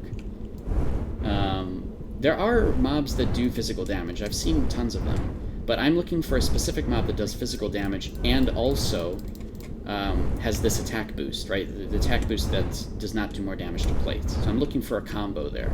And so far, every mob is a troll mob. And while it doesn't do more damage to plate, it still does more damage to plate people. And I can't find anything else yet, so we're going to keep looking around. But yeah, I mean, you're meant to be in the garden with other players. You're meant to be, working together as a team. Generally, you can actually solo here. It's not too bad as long as you find the mobs that are good for you to kill. But, you can kill much quicker in a group, of course. Alright, these Vipers... I think I can get one alone. We'll see how this works. What about this Witch? The Witch has the wrong buff. Okay. I'm gonna need potions soon again. Actually, I have food. What am I doing? I could just eat these sandwiches. Alright, let's try a Viper. See how much damage that does to me. I'm sure this Viper is magic damage. It just looks like it does magic damage, right? But let's go and aggro this one in hopes that nothing else aggroes. Alright. What do we got? Frost Breath. Alright. I give up. Every mob is a troll mob. The ones that do less damage against plate do more damage against plate. Which is all just a lie. Everything is a lie. Okay. Well. In the meantime, do you guys have any other questions or things you guys want to see? While I'm just flying around trying to find mobs to kill me here. Ventu pre-ordered the new expansion for the game, but what date will it be released? So the expansion is going to be released on June 11th.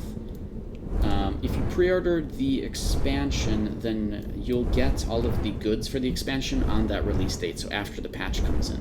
A lot of the goods from that actual box come with that patch, so they can't actually give them to us yet, because they're not in the game.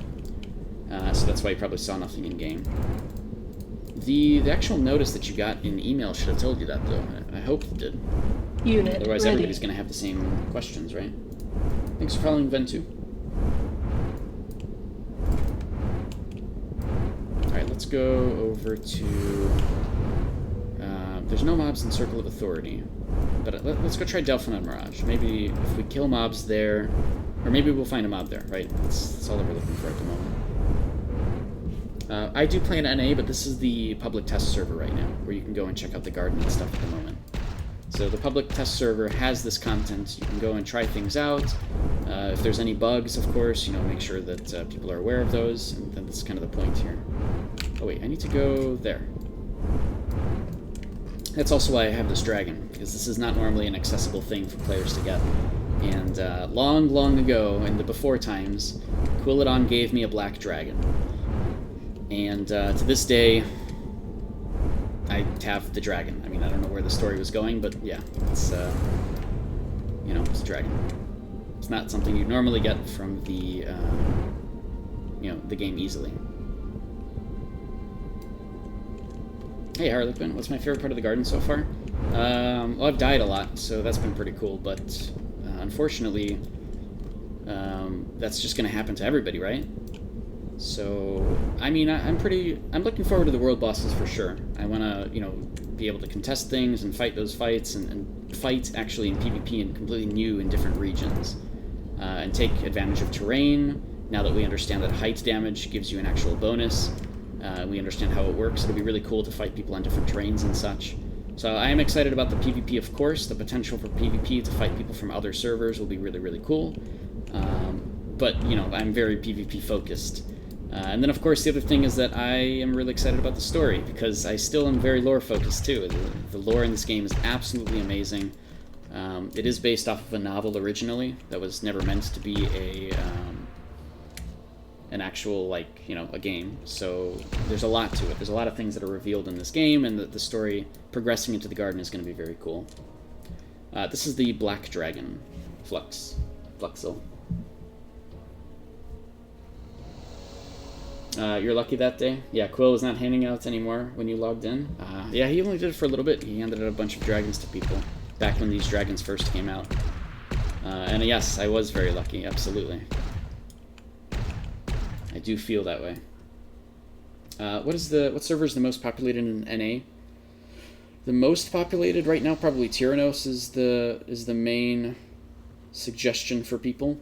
There is a fresh start server coming out soon. But in order to get access to that fresh start, you have to buy at least the gold pack or above of the expansion. And I might be wrong on that. There's a ton of specifics there. If anybody from Game & Go wants to give that link of all the different packages, that'd be great. But yeah, so Tyrannos might be a really good one for people to start in. But keep in mind that because of the fact that the game is kind of moving into a very cross-server environment. Yeah, the gold pack, right? Okay, so that's good. Because the game is kind of moving very much into this cross-server environment where a lot of content is cross-server, you can kind of choose any server and still have enough stuff to do, especially at the end game. Your main server pick is mostly for, is that server active and killing world bosses or contesting world bosses? Are you going to be able to do trade runs on that server easily, or do you want it to be more fun and PvP active, that sort of thing? Are you looking to be able to farm and do things by yourself without being, attacked constantly? Those kind of things. But if you enjoy PvP, you may want to go to a more populated server where it's harder to do those things, but it's a bit more fun with a group, right? So, I don't know. I only play on Win myself. Win is okay, but lately it's been very one-sided. And so, I don't know, other servers are definitely going to be different from each other, right? Thanks for following Afflixes. Gold and above, yeah. Permission to post link. Yeah, go for it. You guys are allowed to post links in here. Just don't abuse it, otherwise I'll turn that off permanently. And we've got Invictus in here with his banhammer. He's waiting, he's watching. He's watching you guys. We've got some Game Ago folks here. Hopefully they're looking in case they are able to answer your questions there, Fluxel. I don't know if they're able to answer or not. I know Cosmo went and went to go eat and take a break for a little while, so if they're still around, maybe. Alright, let me go and check out these mobs now. The whole point of me coming here. So first of all, I noticed this. This is actually exactly who I need to kill. It's a Shadowhawk warrior. That means he's probably physical damage, right?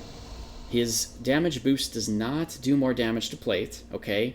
But this guy is different. He has evasion plus 30%, magic defense increase, and movement speed increase. So that's kind of interesting. He's also 2 stars, with a lot more health. However, this is still hopefully a good mob that does not do magic damage, and I can tank for a little while, so let's find out. Alright, guy. Thrust. Shadowhawk Thrust. Oh, nice. Parry, parry. This is all parries. Look at this.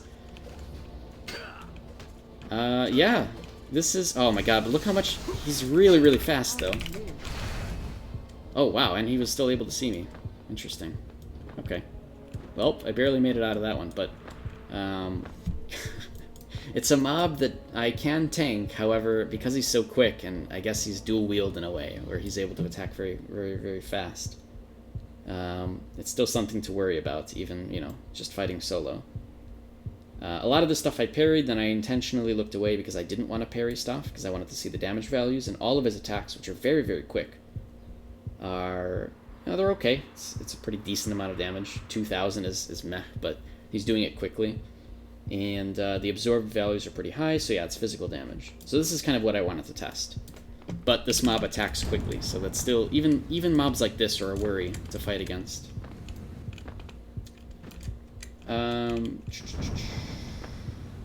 Let's see... Oh, the dragons they give out to PTS. So this is the question, I guess, the game ago, huh? Or if people are going to have access to the dragon again in the future.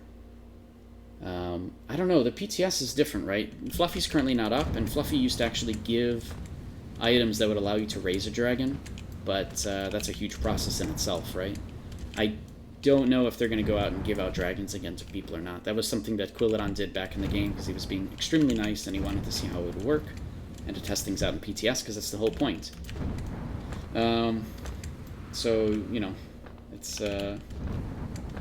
I'm not sure what answer they'll give, but if they're around, maybe they'll tell you something. Retro Gym, you tried for a week and a half to queue for library. Is that not functioning? You meet the equipment score requirement, but it also always kicks you out if you're zone in. Sorry, one sec.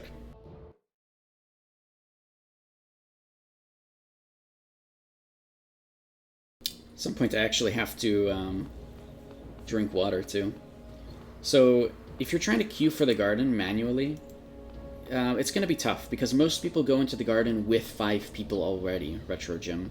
And because of that, if you're queuing up for the garden yourself, what you're doing is you're hoping to be a 5th person, or a 4th person, or whatever. And that doesn't always happen. What you're probably more likely able to do, Retro Gym, is to actually join up a pre-made group into the... into that instance. And to do that, you can actually go into the... There's an option there in the instance that allows you to join up a party for it. These parties are actually cross-server, and you can go in. If you have pretty low gear, you may want to actually go in with a group of friends and make a party that way. And then at least, you know, you won't get kicked because you have low gear or something. But, you know, a lot of people are still nice. Like, I run groups with really, really high equipment score, and so if there's a 5th person with, like, yeah, with 5.3k, we'll just let them in. We won't always assume that they're just an alt. We'll still let them in. We'll carry them through. It's fine. Some people are nice about it. Some people aren't. So you may want to go in and help, or get help from a guild, right? And get help from friends. Start joining up with guilds, you know, help out with content and things, you know, interact with people, enjoy the game that way. And hopefully that way you'll be able to get library stuff done. But yeah, if you're queuing solo, you're just not going to see very much there, because most people go in and do pre-made groups for the library. So instead of using the instance button, if you go to dungeon, it'll have an option to match with a group. So on that page for the instance, there should be a button that's called Raid Finder or something. No, what is it called? There should be a button on that screen, the same screen where you actually can queue up. Right next to it, there should be a button for what groups are available, and you can kind of scroll through there and see if there's any public groups up. But again, keep in mind, you may be kicked from those groups, sometimes just because people don't want to bring in lower gear score, right? They want to get through the library done very, very quickly. But yeah, hopefully that helps at least with your planning and trying to get into the dungeon to be able to do that content, Retro Jim. I'm sorry that a lot of people don't want lower... I'm sorry. A lot of people don't want lower gear score, folks. It does happen. It is unfortunate. But, you know, that's why getting into a guild and participating in the game with friends is really the best way to do it. Have I tested fishing and garden? I haven't, you're right, but I don't have a fishing pole. So I'm not even sure where to begin there. And I don't have bait fish. I don't know... I don't know how I would be able to test that, but you're right. It is absolutely worth to test that, because very specifically that's a mechanic that might have a bug in it that no one is testing. So, let's see here. Give me 1 second. See if I can bother people.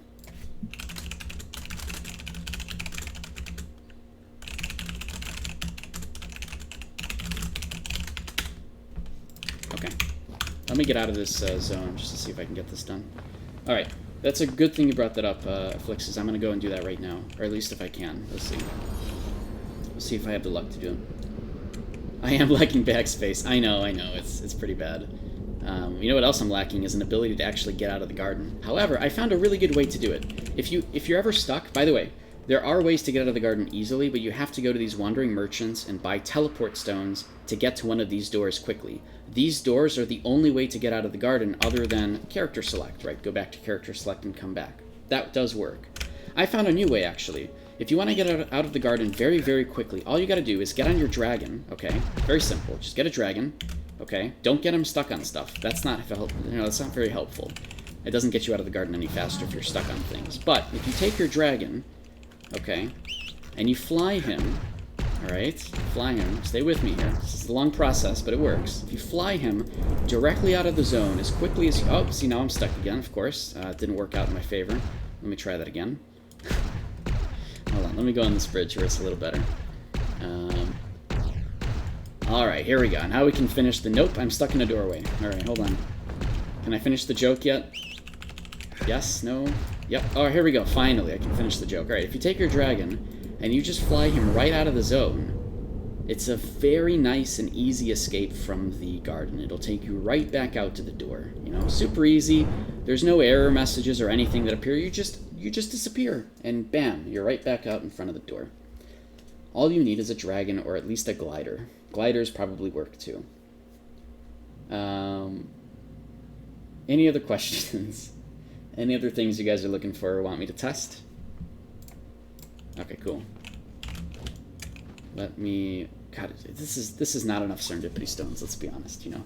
For any regular player, 600 serendipity stones, we could do better, you know. Oh, I have to also repair my car. Nice.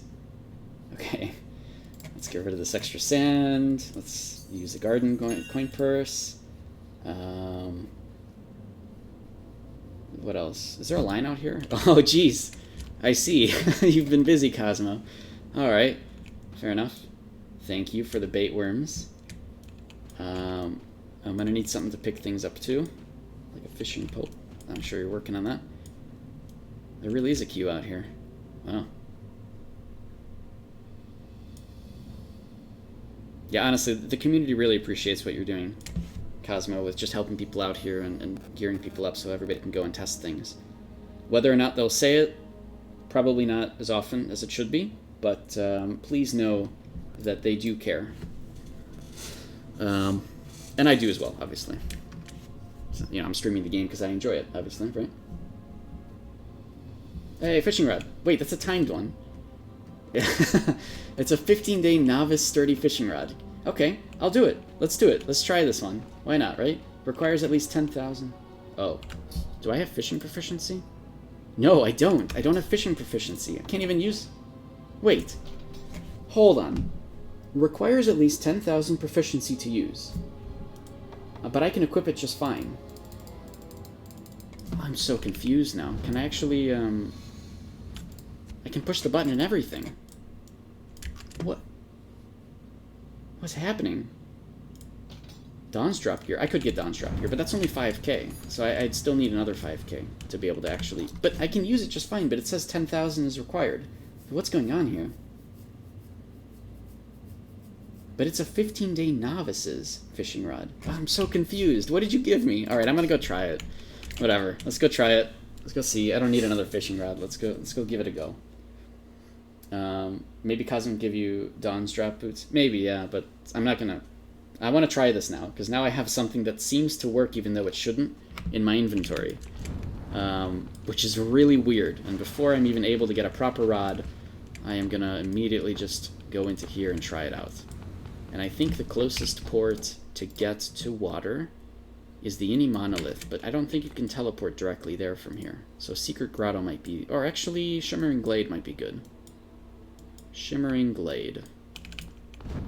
Alright, let's see where we can fish. I was actually hoping there would be sports fishing. You won't be able to cast without proficiency?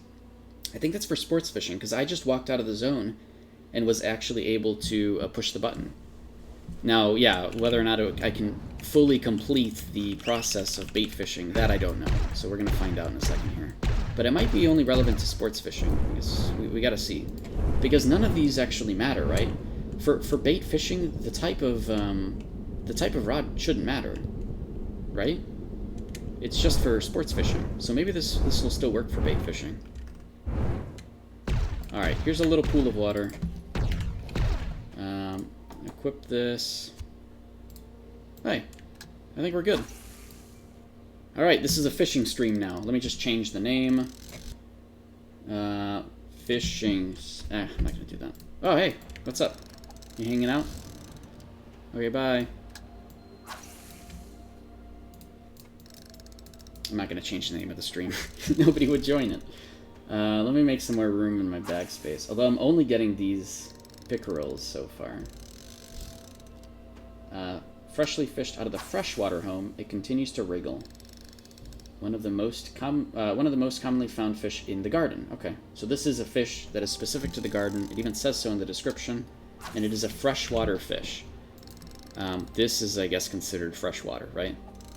So now I'm wondering if there's saltwater fish out in the side here. We'll have to see. Also, like, it's the only one that I was getting. Alright, purple beta. This is 20 types. Becomes a Dawn's drop. I'm sorry, not Dawn's drop. A Dawn Lake Essence. I gotta clear up more inventory space. Let's see. What do I not need? I have so many of these, so I don't need that. Lesser Tempering Charms. Nobody cares about those. What can I get rid of? The Heroic Die? I don't even have the actual things that you use them for. I guess I could get them, but whatever, it's fine. I'm actually doing this, by the way. All the fighting that I've done so far today is completely unbuffed, right? It's only gear. So that is something also to note. Plus, I'm using a longsword for my attacks, and I have Swiftblade on. So, like, there's a whole bunch of wacky things going on. But that's just what I was given and what I have to work with. Will you stay on old server or go to fresh one? No, I'm gonna stay on the old server. Mostly because I really just want to continue working on my main character, and also because I want to immediately play the garden as soon as I can, right? So the fresh start one is absolutely going to be very fun for people. I do enjoy fresh starts as well. It's a lot of fun content. It's really, really cool for PvP and everything. But for this particular one, I will not be participating. I will be watching everybody else do it in their streams and on YouTube, and so on, right? So I'll still be enjoying all the content that people put out about it. You're going to stay on Win? How come, Yux? I thought you were going with a large group of our friends for that.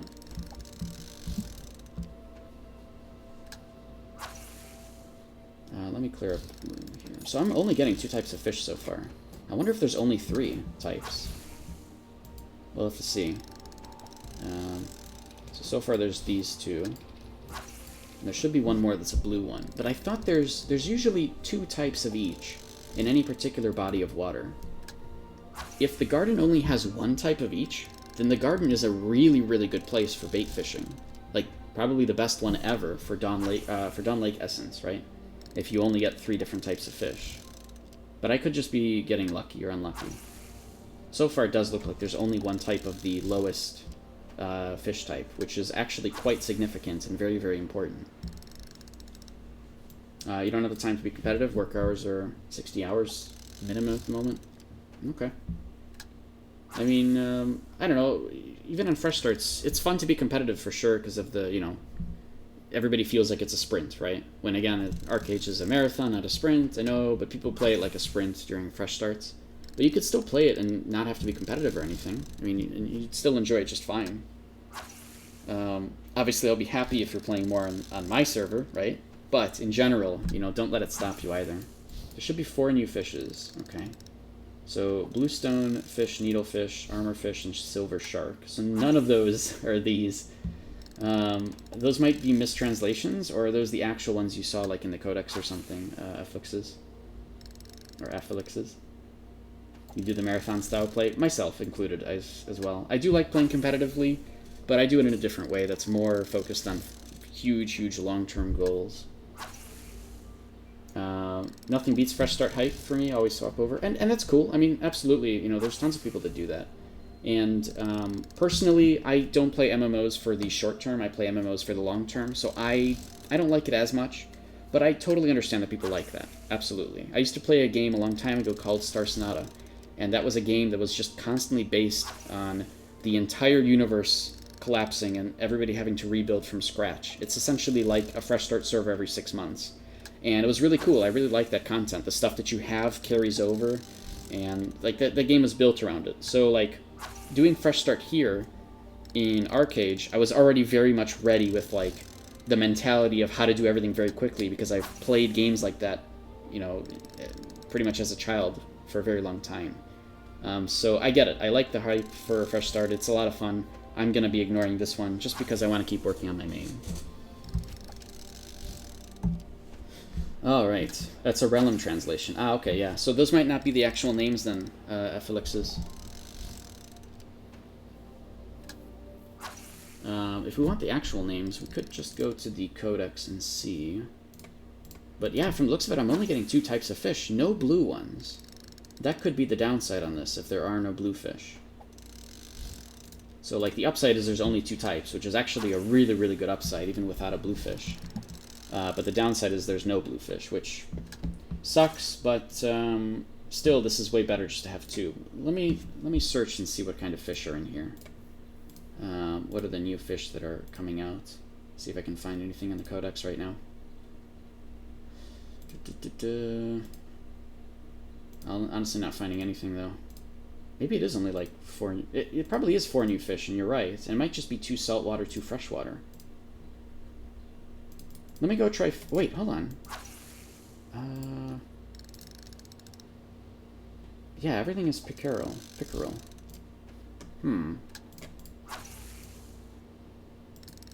Yeah, in another 8 months, I'll get another fresh start. Yeah, I hope that's not the case, but I know that tends to be the way that it is, right? So we'll end up seeing. I think Cosmo's in a radio mode with my stream for as fast as you get those worms. Hey, we got another purple beta. Yeah, probably. Cosmo's just kind of chilling, giving out stuff, giving out equipment to players while just listening into my voice. Which probably means Cosmo's going to fall asleep at any point here, right? If they're just listening to my voice. Alright, let's go try saltwater. Let's go try saltwater. Because I'm not seeing very much else coming out of this one.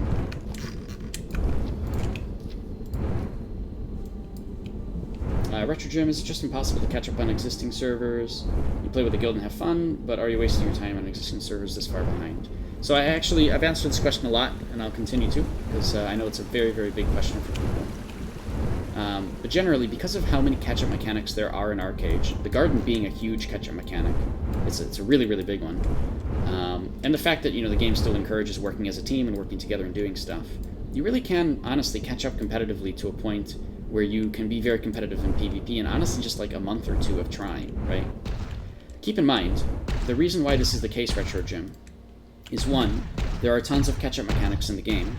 2, there are, as Gen Dragon just said, there are actually events all the time that help players. And 3, in addition to all of that, keep in mind that gear And PvP stuff isn't the only things people have been working on for the last year, right? For the last 7 months. They've also been working on mounts. They've been working on upgrading their boats and getting boats in the first place. Other side objectives and achievements, earning titles, getting gliders, getting combat pets, gearing combat pets, getting housing that's close to one another, right? Buying out other people, upgrading the housing, getting cosmetics. There's tons and tons of things people have been working on in Arcade since the beginning. It's not just PvP gear. Yes, there's other things, but because of the fact that there are so many different things, and like, yeah, even vehicles and stuff like that, because there's so many different things, yes, absolutely, if you're just focused on PvP, you can get to the point of competitive ready with honestly just 1 to 2 months. You'll get to where you need to be. It's not that hard. It just does require a lot of effort, right? And it could take a little longer if you put a little less effort into it and want to do other side things as well, and that's fine. If you play with a guild, it's still good. The very important note that people kind of forget is that even without gear, you can still participate very massively in any kind of raid versus raid environment or PvP in general. Maybe not 1 versus 1, but in a large-scale effort, people can help, right? And this is the problem, is that people don't want to play other classes, because there are tons of classes you can play from the back lines that help support your team in massively positive ways by buffing. You can be like you can be a song bard person. You can, if you don't want to go Songcraft, I do some builds as well, like Eidolon, which are just meant to buff allies while debuffing enemies. Like, there's tons of ways to play without needing the gear, right? And the way that I like playing generally is this particular one that I like, which is Shadowplay, Witchcraft, and Occultism. No, that's Shroudmaster. And Aromancy? Yeah, Eidolon. This has been one of my favorites lately, because I can buff my team with, like, Protective Wings, Health Lift, AoE Thwart that gives everybody a shield, Comet's Boon is nice, Bracing Blast pushes tanks back, Witchcraft to help disable enemies with, like, Stillness, which is a really big important one, Banshee's Wail, Bubble Trap, and the ancestral versions for these. And Shadowplay, for my particular build, I like using because I can leech stuff off of tanks and stop them from being so tanky, as well as buff people around me with extra movement speed and attack speed, and so on. So there's tons and tons of ways you can play without gear that still massively help your team from the back lines without having to even suffer too much damage, and you can actually survive for quite a bit in builds like this. But people forget this is a thing.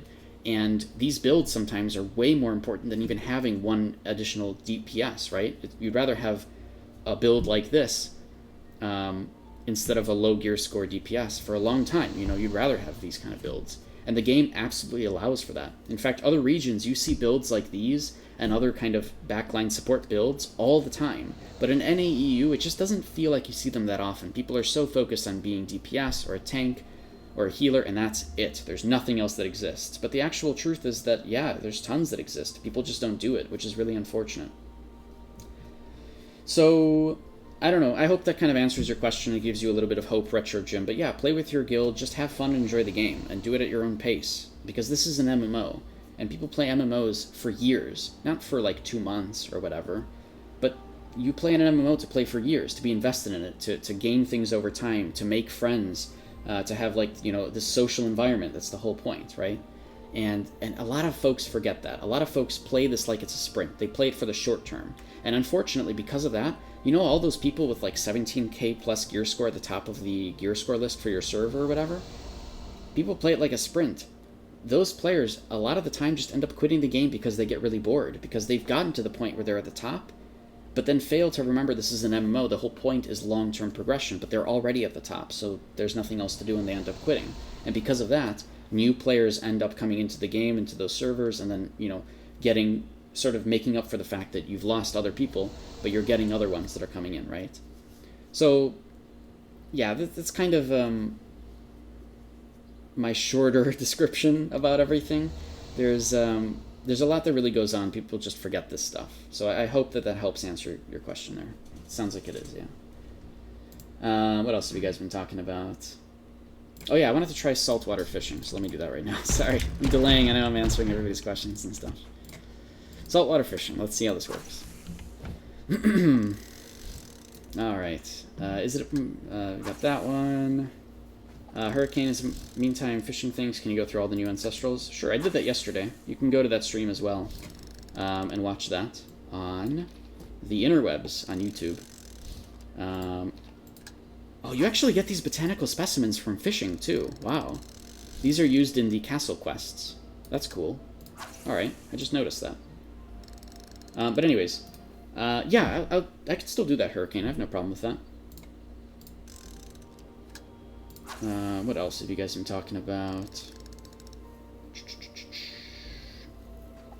As long as you're having fun in a video game, it's always the most important thing. If you're not having fun in a video game, don't play it. Like, I don't get it. A lot of people play arcades, but they don't have fun in it. They still play. Or they lurk around the forums for a long time, or Reddit for a long time, just to make fun of people who do. But I'm having fun in arcade as a solo player, and I've been having fun for 7 years.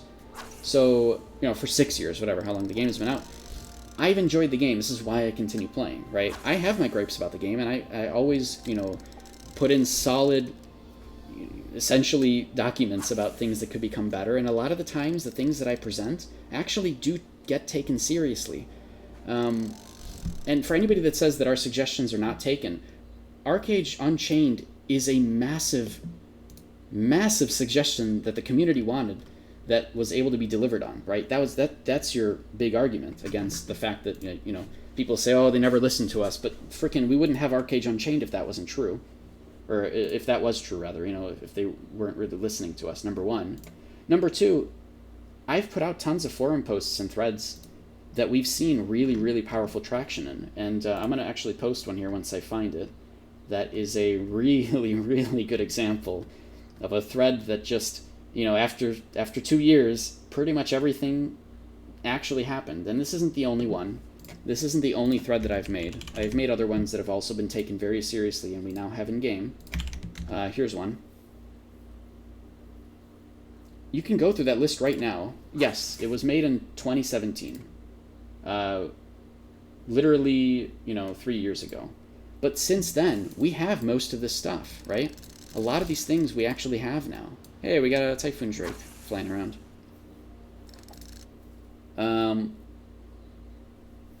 So, you know, they do take our, you know, they take our suggestions seriously. That's why I like the game. It's a slow process in terms of development and such from XL and such, but it's there, and I do enjoy the game in the meantime anyways, so that's why I still play it, you know. That's why I don't have gripes about things like other people do, right? If I didn't enjoy the game, I wouldn't be playing it, period. Alright, what else have you guys been talking about? Yeah, that's absolutely a Typhoon Drake that was just flying about. Let's see. You heard that there's a 12k requirement to go in the garden? No, actually, we just learned today from Yux going into the garden at level 55. There is no gear score requirement. There is just a level requirement that seems to be 55. Or it might be 50. I don't think we tested that. But it's at least 55. And anybody else can get into the garden. You can still do your quests. It's just killing mobs is going to be really, really hard. You better be with a group of people, you know? Yeah, 0 gear score level 55. Exactly. Codebreaker, you're asking... I know that, Hurricane, you were asking if I can go over ancestral abilities. We're just kind of going over other questions right now, so maybe if we find some downtime, I can go over them. I'm going to keep this up just so I can remind myself. Hopefully that's okay. But the PTS is open, so if, you know, Hurricane, if you're able to get into the PTS, go for it. By all means, you know, just download it and hop on if that's something that's available to you. What else have you guys been saying? Codebreaker said, can you give me best stats for melee, crowd control, and DPS? Best stats for melee, crowd control, and DPS. Best stats? I mean, I don't know what that means, because there's a lot of stats, right? There's a lot of options. I'm personally a DPS. It's a sustainable build DPS, right? So, like, what does that mean, essentially? Sustainable build DPS. So, like, I constantly do DPS that's in high damage, right? But I try to keep myself alive not by pure defense values, but by moving around and teleporting places and dodging abilities and stopping people from actually doing anything to me, essentially. So I play a little bit differently. But so I pour everything into strength, and just strength alone. If I need a second stat, it's stamina, because stamina also gives me health, as well as health, mainly. Spirit is nice too because it gives parry rate currently, so that's maybe something else that I go for. But that's me as a melee DPS. If you're doing like a tank hybrid, yeah, it's harder to play that way because then you go both strength and stamina. If you're doing a CC hybrid, I mean, you can pretty much play any class. You don't necessarily need to worry about stats too much, but if you're just purely CC, then maybe all stamina so that you can survive longer. It's just kind of how you play, right? I play normally as this class, as the one that I'm in right now, which is Cursebrand. And it is a very sustainable melee DPS build because of Swiftblade and dual wielding, while I'm using Occultism for crowd control and environmental abuse, with like Boneyard, for example. Really, really fun way for me to play. I've played Executioner for years, which is just this build, except instead of Swiftblade, it's Shadowplay. And ever since Swiftblade has come out, I've been having so much fun with this kind of gameplay. Oh, I see, with undergarment stats and something like that. I mean, it's kind of up to you. Maybe you're asking more about like defense penetration versus crit rate. Is that what you mean? Or defense penetration versus crit damage? Is that the kind of question that you're looking for? Maybe?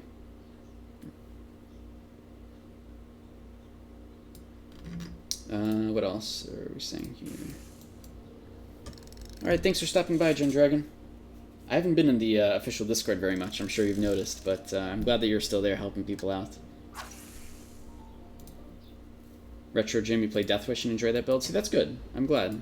As long as you enjoy the build, you enjoy the gameplay, that's the most important thing. And this game encourages you to play other classes, so please don't skip out on learning other classes and trying out other things.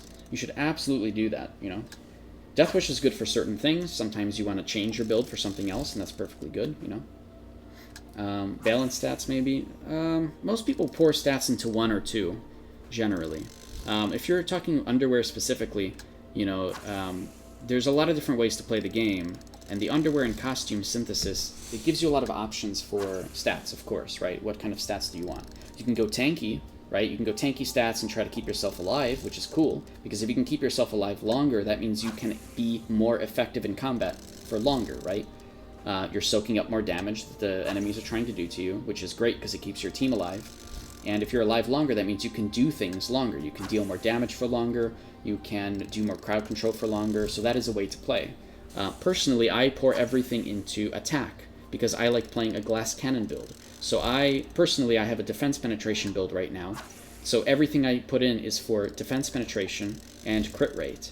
And the reason you still want crit rate is because while I still have the 50% minimum melee crit damage for that build, the crit rate makes it so that my defense penetration hits that crit do a lot more damage because I'm penetrating through the target's defenses, right? So that's kind of the point there. So generally, any build will go for crit rate. For damage types, you know, for any kind of damage type, you definitely want crit rate. And then whether or not you go full defense penetration or full crit damage is your choice. Going partially one or partially the other is usually not recommended. In very many cases, it's never recommended. Because if you go partially into crit damage, then an opponent's resilience is just going to reduce all of that crit damage, because you've only went partially into it, down to the minimum 50% anyway, so that's not very good. And the reason why you don't go partially into defense penetration is because the more defense penetration somebody has, the more it curves off. So let's say somebody does have 5,000 defense penetration, right? So they remove essentially 5,000, like my chest, right? My defense only goes from, as a plate person, 72% down to 65%. So it's not that great. But if somebody had 20,000 defense penetration, which is usually not really going to happen, but let's say somebody does have 20,000 defense penetration, right? They would actually take me all the way down from 72% down to 0, which pretty much means they do 72% more damage to me, right? So there's really, really good bonuses there with a full defense penetration build or a full crit damage build. I don't know if this is the answer you're looking for, Codebreaker, if it gives you some ideas for brainstorming. Hopefully there's some merit to me saying all of this, maybe not for you, but for somebody else who's listening in and lurking. You can let me know what you think there. Retro Jim, have any expectations for a new meta with stealth builds, since we're going to get more skill points? I don't know if we're going to see any new metas with this patch, because the skills themselves don't change too much. There are a lot more options, especially for melees. A lot of melees may now actually go witchcraft or occultism more often because of the new ancestral versions that allow melees to use these much, much more effectively. So there might be some meta shifts there.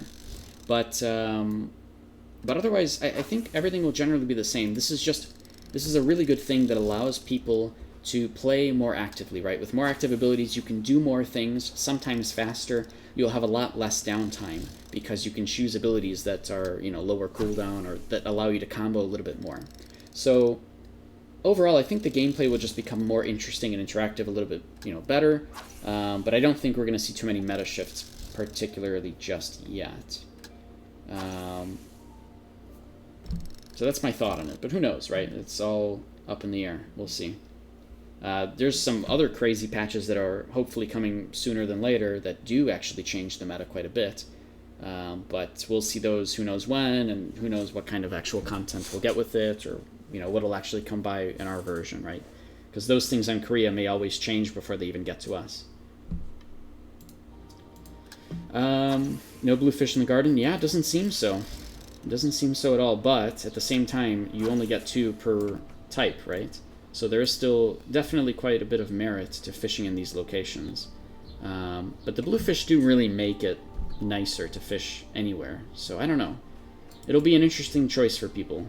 Plus, if you fish in the garden, you also get these botanical specimens, which are pretty good for getting seeds, I believe. Or I don't really know what it is from a territory perspective, but you need these for something.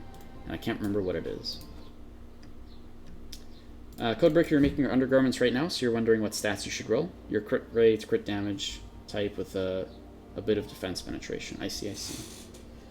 Well, first of all, as you level up the undergarments, you'll get more access to different types of options to roll into.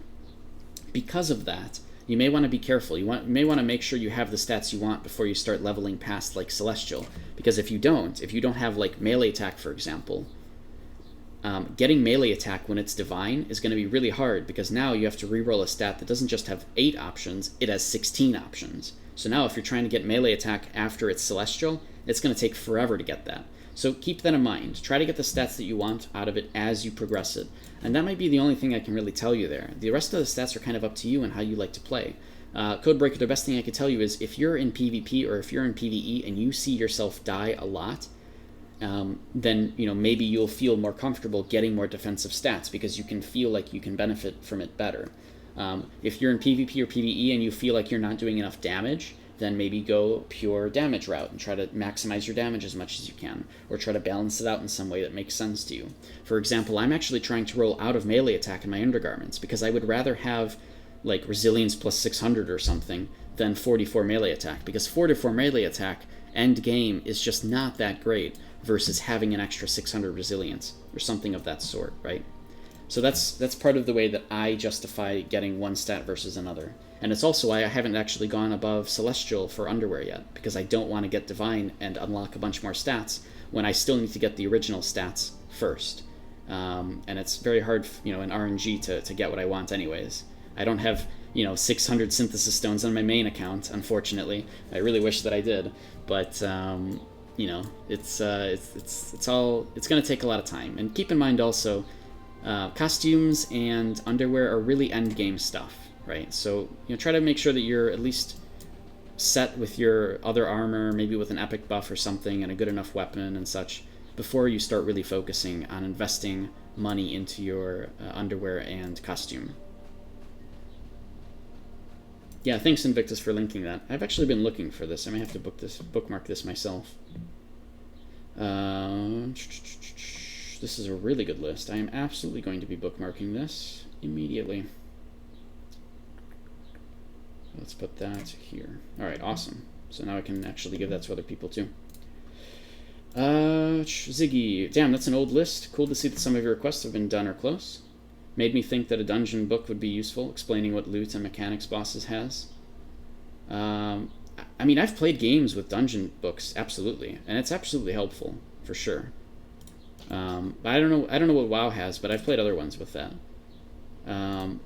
also just crashed out of HR. Oh, Hereafter Rebellion? Oh, sorry, man. That sucks. I actually haven't even done mine today, but I probably won't. I've been spending so much time on the PTS.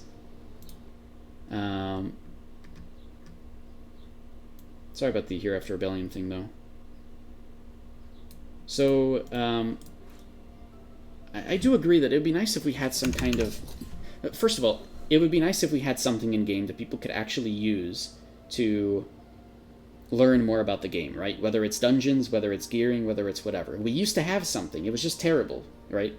But we had something. It was called this Archery Wiki, which right now doesn't work.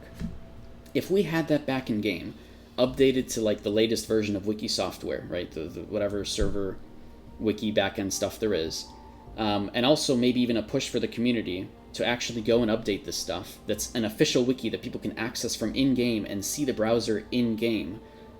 We might actually have a much stronger, more positive community because people can learn things themselves. They can go to the wiki, they can understand things. And when you understand the game, yes, you are, knowledge is power in this game, absolutely. But knowledge also makes you have more fun because you can start to understand things that you never understood before, or why things happen a particular way, or how, right? A lot of mechanics are not even given to us, period, at all. There's no way to know about them unless you do a whole bunch of testing. And people generally don't do it, so they spend years wondering why this or that happens without really realizing the actual cause. A wiki would help at least solve that kind of stuff because people would at least be able to learn and play the game at a much more educated level and hopefully would make a more positive community because of it. I've been pushing for a wiki for a very, very long time. I've been pushing for updates to the wiki back when we had one at all. Hopefully someday we do actually get one again, and hopefully at that point the community does actually band together and really makes it something useful. That's my hopes anyways. Retro Jim, it's a shot in the dark, sometimes Googling for arcade answers, because you just find wikis that haven't been updated in years. Totally. I absolutely agree with you. I wish it wasn't the case. But that's kind of how it is. Or really old YouTube videos too, right? Ziggy, most stuff you learn from messing around with friends or from them messing around and telling me after. Yeah, exactly, and that's the same with me. And yeah, exactly. So I opened up this Arcade Research and Development Discord a long time ago. And the whole point was to be able to get people in there to help test mechanics and ask questions and do stuff. So I do recommend people join that up. And if you have any questions about mechanics and stuff, just ask. It's a really big deal. And there's a ton of information there that people can get access to about mechanics that are just like, hidden essentially in the game.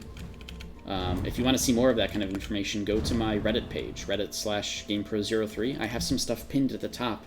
A lot of it being actually very, very new information that we discovered, from that Discord, from people in the Discord, my friends, that is really cool things that people didn't understand. So, I'm not going to go into that right now, but, feel free to look those things up, because it's quite interesting and important, too. Yux, you want to make a wiki, but it's a lot of work, yeah. If a team from a community would make one, you would be down to contribute. I think a lot of people would be down to contribute. But we have nothing to contribute to. And if we contribute to an unofficial wiki, then there's no way that unofficial wiki will get in-game, period. But if we had an official wiki that was in-game accessible, people with one monitor could actually use this without having to alt-tab and understand things, right? They could just have a wiki here off to the side and they can learn stuff while they're grinding, or they can learn stuff while they're doing this or that. Holy crap, I have a Reddit thing? I have a Reddit link? What the hell? How did that happen? That's not even the right one. That doesn't actually show my... that's not the overview page. It should be the overview page. Oh, let me fix that. Huh. I had no idea that was even there. What do you know? Let me fix that right now. Just because it's on my mind now. I have to do it. And we'll try it out and see if it works. Hold on.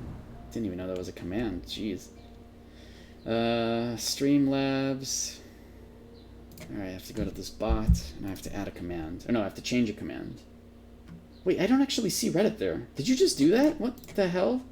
I'm so confused. Oh, you posted that, you bastard. You're not about yet. So I looked over, and all that I saw was just that and then the Reddit post. So, yeah, you trolled me there. That was good. I like that one. Should I do it, though? Should I just add a command for Reddit? I guess I should, huh? 10 out of 10 troll. I like that one. Alright, I added it. Now go ahead and try it. See if that works. And I'm going to add one more thing here. Okay, confirm. Alright. Hey, we're good. I think that works. Let's see. Yeah, we're chilling. Everything's good. There's also one more command here that I added called commands. And this actually shows you all the different things that I have as options there. A lot of them are actually just links to Reddit pages or links to videos that I had made. So I do recommend, you know, if you ever need a quick link to these and you're not on the Discord and you can't just ask me, you can at least go to my Twitch page, type in commands, and see if you can find them through here. Because there's a lot of questions that have been asked that I've already answered before. And if chat is too much, then at least you can find those answers through here, or somebody else can link these for people, right? So like, I've answered Arcage versus Arcage Unchained a lot, so there's a link to that, like a little highlight that I made as one of these commands. So hopefully that helps people out. Alright, what are we doing? We're just answering questions and chilling. I guess that's fine, right? I'm actually going to go out for a walk in a little bit here, once Sinister Berry is finished with work. So... You're still gemming? I know, this is why I didn't want to gem on stream, because I was like, this is going to take it way too long. I'll do it off stream at some point, and I do not want to do that right now. Absolutely not. Retro Germ, is there a way that a family member can pay the property owner's taxes without the bound tax? Yes, actually. There are tradable tax certs you can buy. Okay, I'm on the PTS, they're not going to be here. But you can actually go to the auction house and just type tax cert, and you'll see that there are tradable tax certs. They're usually somewhere between 1 to 2 gold. And, you know, a family member can pay for that and then send it over to that other player. But, yeah, there's no other way you can actually pay theirs with bound tax certs. That's not a thing. Hurricane, don't forget the Ancestrals. Sure, I can go over those. I don't remember what the question was. Can you repeat the question while I'm catching up with the chat here and drinking water? Yeah, exactly right. From what Mogmonster said, you can never directly pay taxes on somebody else's property. Exactly. So, like, you can't use your bound tax certs to pay somebody else's, but you can trade them tax certs to actually do it themselves, right? So there is an option for that. You had to go on alt to craft more? Oh, I see. Yeah, I guess they're tradable, so that works, huh? Yes. I don't want to spend too much time on the PTS, honestly, because like I like playing my main way more. Like, I don't even like dealing with alts, so I'm mostly on the PTS to help test stuff and try things out and see if I can break things. I'm here to help stream and answer your questions, absolutely, but I'm not going to be spending too much time on my gear and things. As cool as these things are, and as cool as like this ability is, I don't want to spend too much time on this character. I like playing on my main more, you know? So yeah, go through all new Ancestrals in all the trees. Sure. Thanks for all the answers. Yeah, no problem, man. We're here for you. We're here for all of you. Codebreaker and everybody. Alright, let's do that. We have a little bit of town time. Don't ask too many questions. I'm going to go through the new Ancestrals or the changes. Now keep in mind, these notes are actually on this page. I'm going to show you Relem's page, guys. Because we went and tested everything on Relem's page, his translated page of all the stuff that was in Japan and Korea, and it all matches up quite nicely. So actually, me linking this page is quite a good one. Now, again, what our version of the garden has may not be exactly what's in this set of notes, but, oh, you've already done it. Excellent. Thanks, Invictus. So, Hurricane, you'll still be able to see all of the different things there, from each part as well. Keep in mind, we have parts 1 and 2 right now, and part 3 will come at some point later. We don't know when, okay? So, if these answers aren't good enough for you, Hurricane, you can at least go there and exactly see what has changed in each update. Those are actually accurate. We made sure yesterday that was the case. So, what's new? Honestly, I'm just going to go to this page so that I actually know for myself, right? And I'm just going to go through this and show you in-game what it is. So, there's some skill adjustments that I'm not going to go over. Although there is one that's very important. Absorb Life Force now does 90% received healing reduction, as well as Innervate also does 90% healing reduction. That doesn't say 90 here, but that's because it's rank 1. So that's kind of a big deal. I'm not going to go over the rest. So, new ancestral abilities. There's the Witchcraft one that I showed off earlier. Witchcraft Innervate has a new version that does ranged damage. Okay. Also, while this one does range damage, it also increases the duration of Silence and Snare by 30%. Snare is a really big one, especially if you're a ranged player.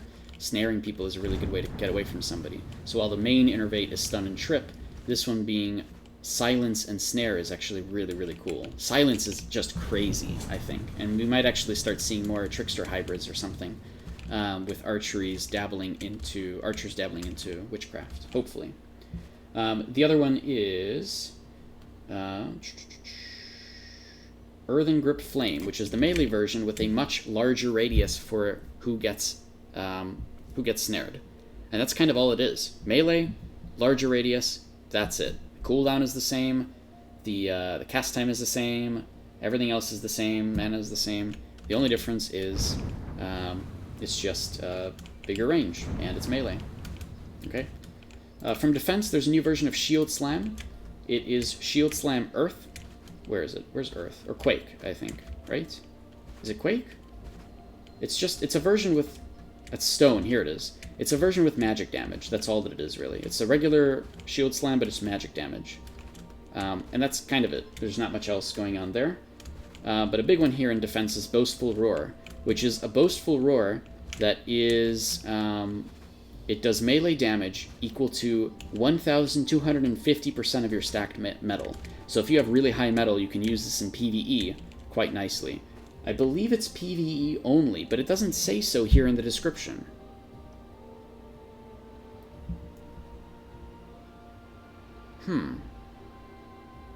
Oh no, it does say that. It says to monsters, also inflicts this metal damage. Yes.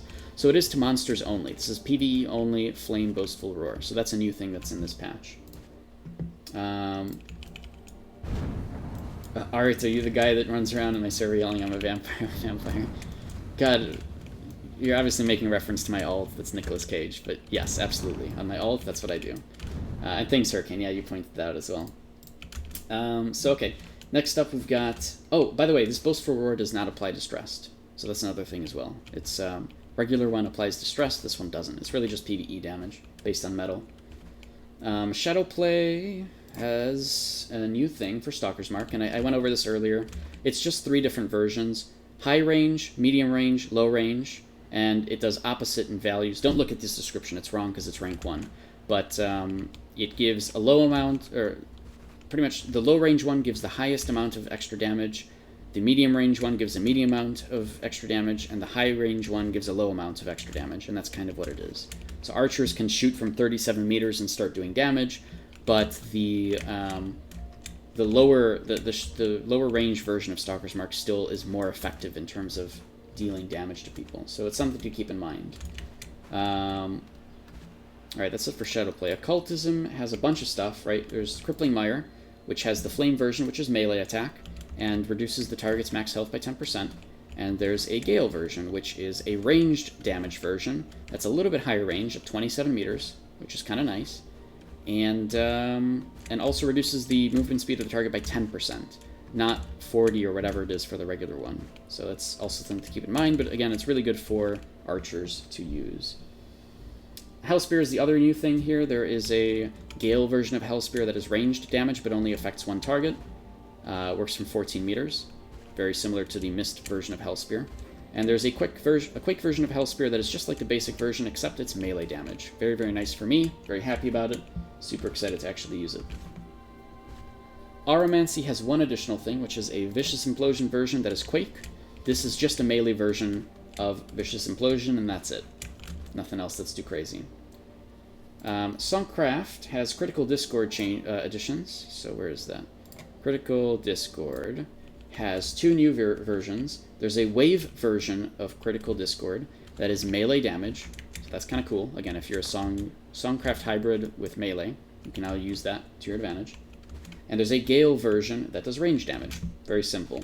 And in a very similar sense, Dissonance has 2 new versions. Flame for melee damage, and Gale for range damage. Same kind of thing. Alright?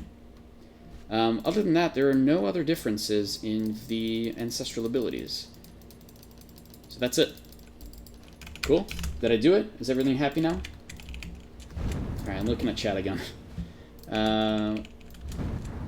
Codebreaker, what's better for stats? Melee reduction versus max health? What's better for stats? Melee reduction versus max health? I would say max health personally, because it helps against any type of damage. Plus, if somebody's healing you, they can heal you for more. So it's more effective if you have more max health.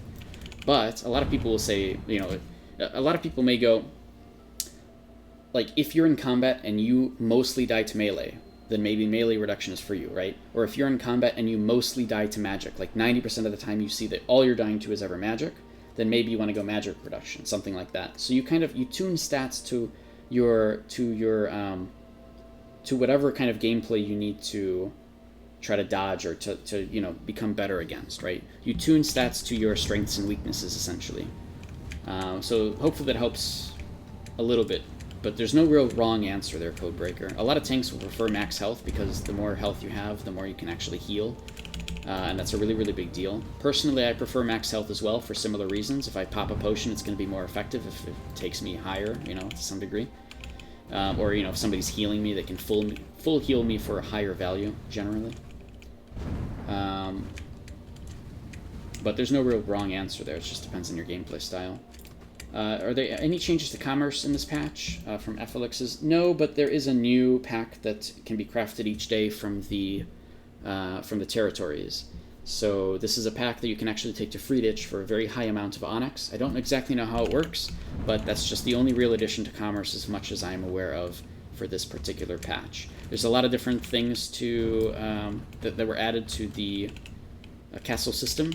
So people will be able to upgrade different buildings, and then it'll help you do things quicker and get more value out of the quests and things. And there's a lot to it.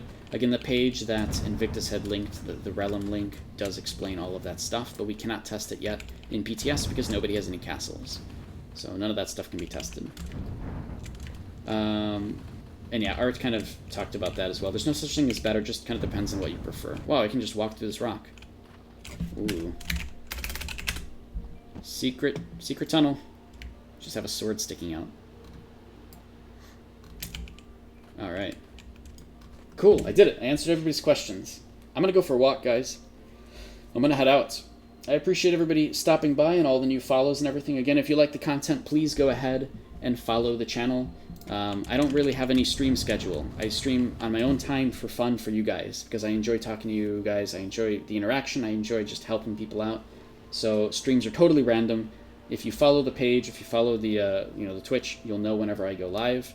And then also, there's a whole bunch of links there you can go to, and I also announce like on Twitter if you use that when I go live too. All of these VODs also end up on my YouTube page, and specific highlights are made as well of like questions that you guys have asked. So sometimes I may go back and pick out some of the questions you asked and some of my answers and make a highlight out of it, and those are up there as well. So maybe the YouTube page will be helpful just to learn some stuff from too.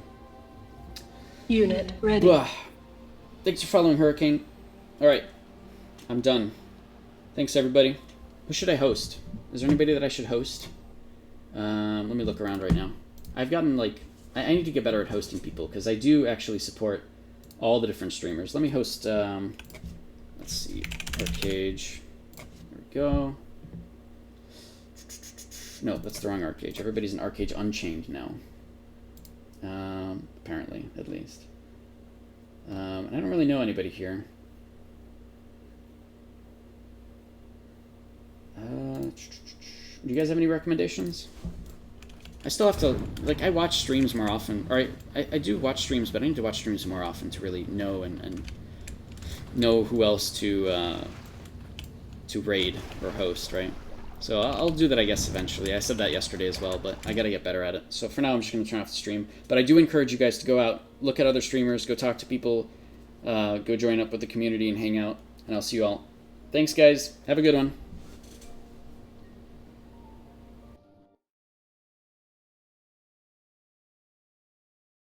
God, let me turn on something. Some kind of outro music, right? What do we got? What do we got here? Host Savage. I want to host a smaller streamer, honestly, because Savage has a ton of people. He streams all the time. But if I'm going to host somebody, it has to be a smaller streamer. I have to do that because I'm a smaller streamer that people host as well. Sorry, I can't talk. But I don't know these people either. But by all means, if you guys want to go over to Savage's stream, go for it. All right, let me turn on something. I can't believe I closed this. There we go. All right, we're chilling. I'll see you guys. Thanks everybody for hanging out. Talk to y'all later.